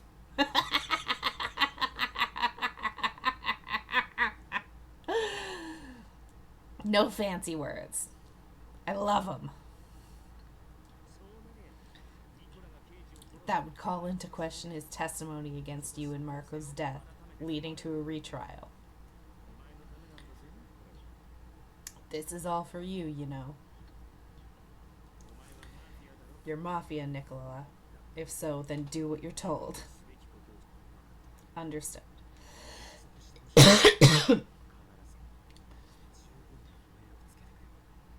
But please promise me this. Make sure she has sufficient security.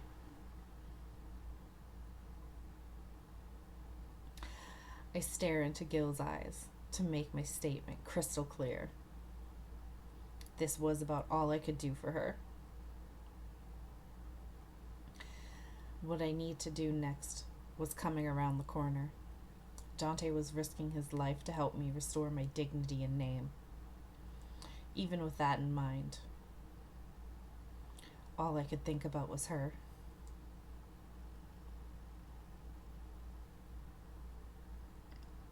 The moment the meeting ended, Nicola briskly exited the lounge. The following day, the Visconti hurriedly rushed back and forth in preparation. Gil knew that the longer it took to set up, the weaker their advantage would be. So before even a single week passed, the day to take action arrived. Nicola, bodyguarding while Dante acted as bait.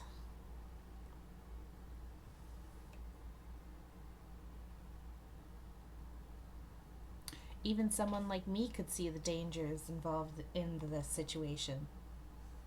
It's almost time. I suppressed the anxiety inside of me and got up to see everyone off. I was a bit late, as the top brass were all about to board their vehicles. Nicola noticed and came walking towards me. You came to see us off, Pink? Yes. I don't know why, but it feels like it's been forever since we last talked. True. I've been busy with preparations. For the record, I wasn't trying to avoid you at all. It almost sounds like an excuse. I giggled at his attempt for an excuse. A rarity from Nicola. Nicola blinked, seeing me smile. I searched for the right words to say. Please, come back safely. Nicola gave a gentle smile. I'll come back. I promise. Yeehaw! He looked straight into my eyes. Perhaps it was because he was about to risk his life. His eyes were burning hot with passion. Okay, you be good until I get back. He spoke as if consoling a child. I gave a smile and reassurance. There are a lot of people here, so I'll be fine. Without saying a word, he extended his hand to me. His fingertips were about to touch my cheek.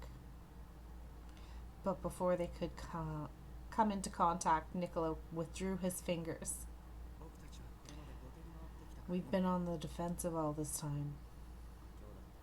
There's no telling whether or not our plan will work. But you'll still go, right? My heart felt like it was choking as I replied to him. It's too risky. I'd rather not see him go. My honest feelings were circling around in my mind. But I can't say that to him now. You need to go. For the family. I looked at Nicola while trying to fight off the tears swelling in my eyes. His eyes stared straight into mine. That's right, but I'm...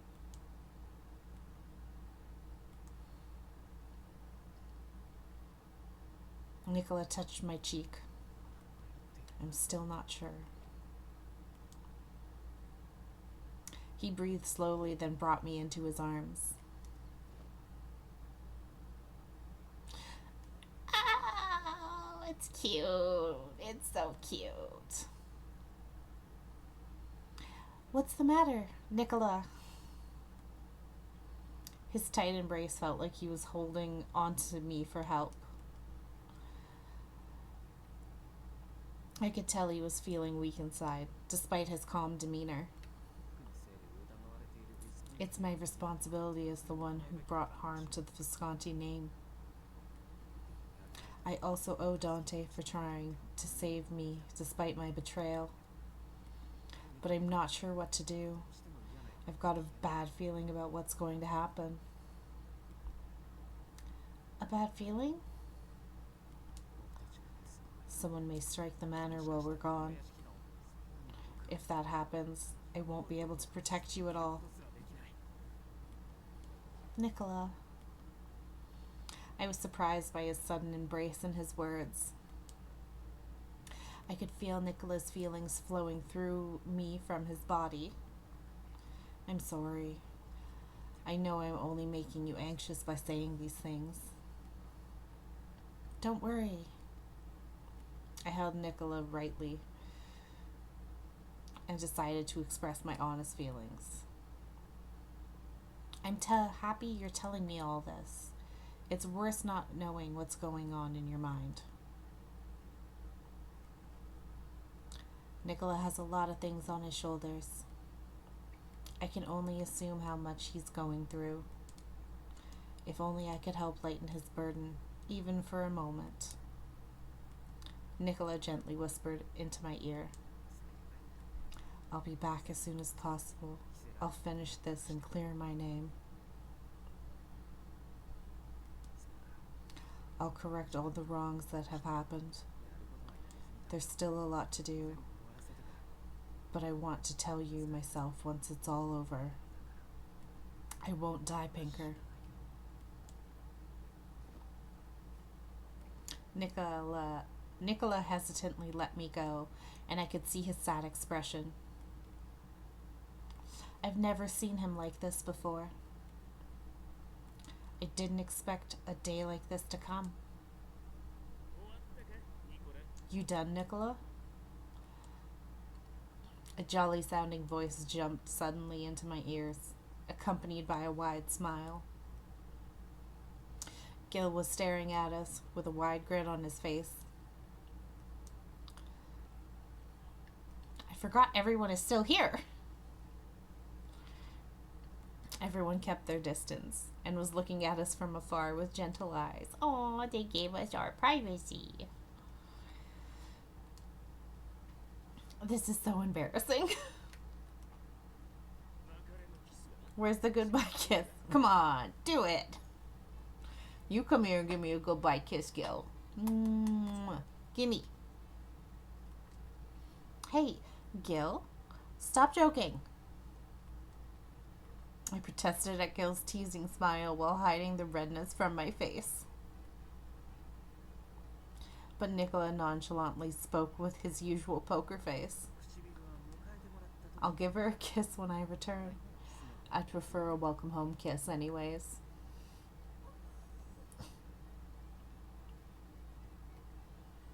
What? I see. Gil nodded as if what Nicola said made sense. I could feel my cheeks getting hotter by the second. Well, I'll be going, Pinker. Be careful. What time is it? Oh my gosh, it's 10:30. Oh my gosh, I've been streaming for 4.5 hours.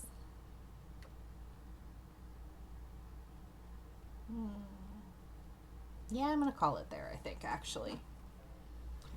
Wasn't that fun? I hope you had a good time, and we'll see you next time. Bye.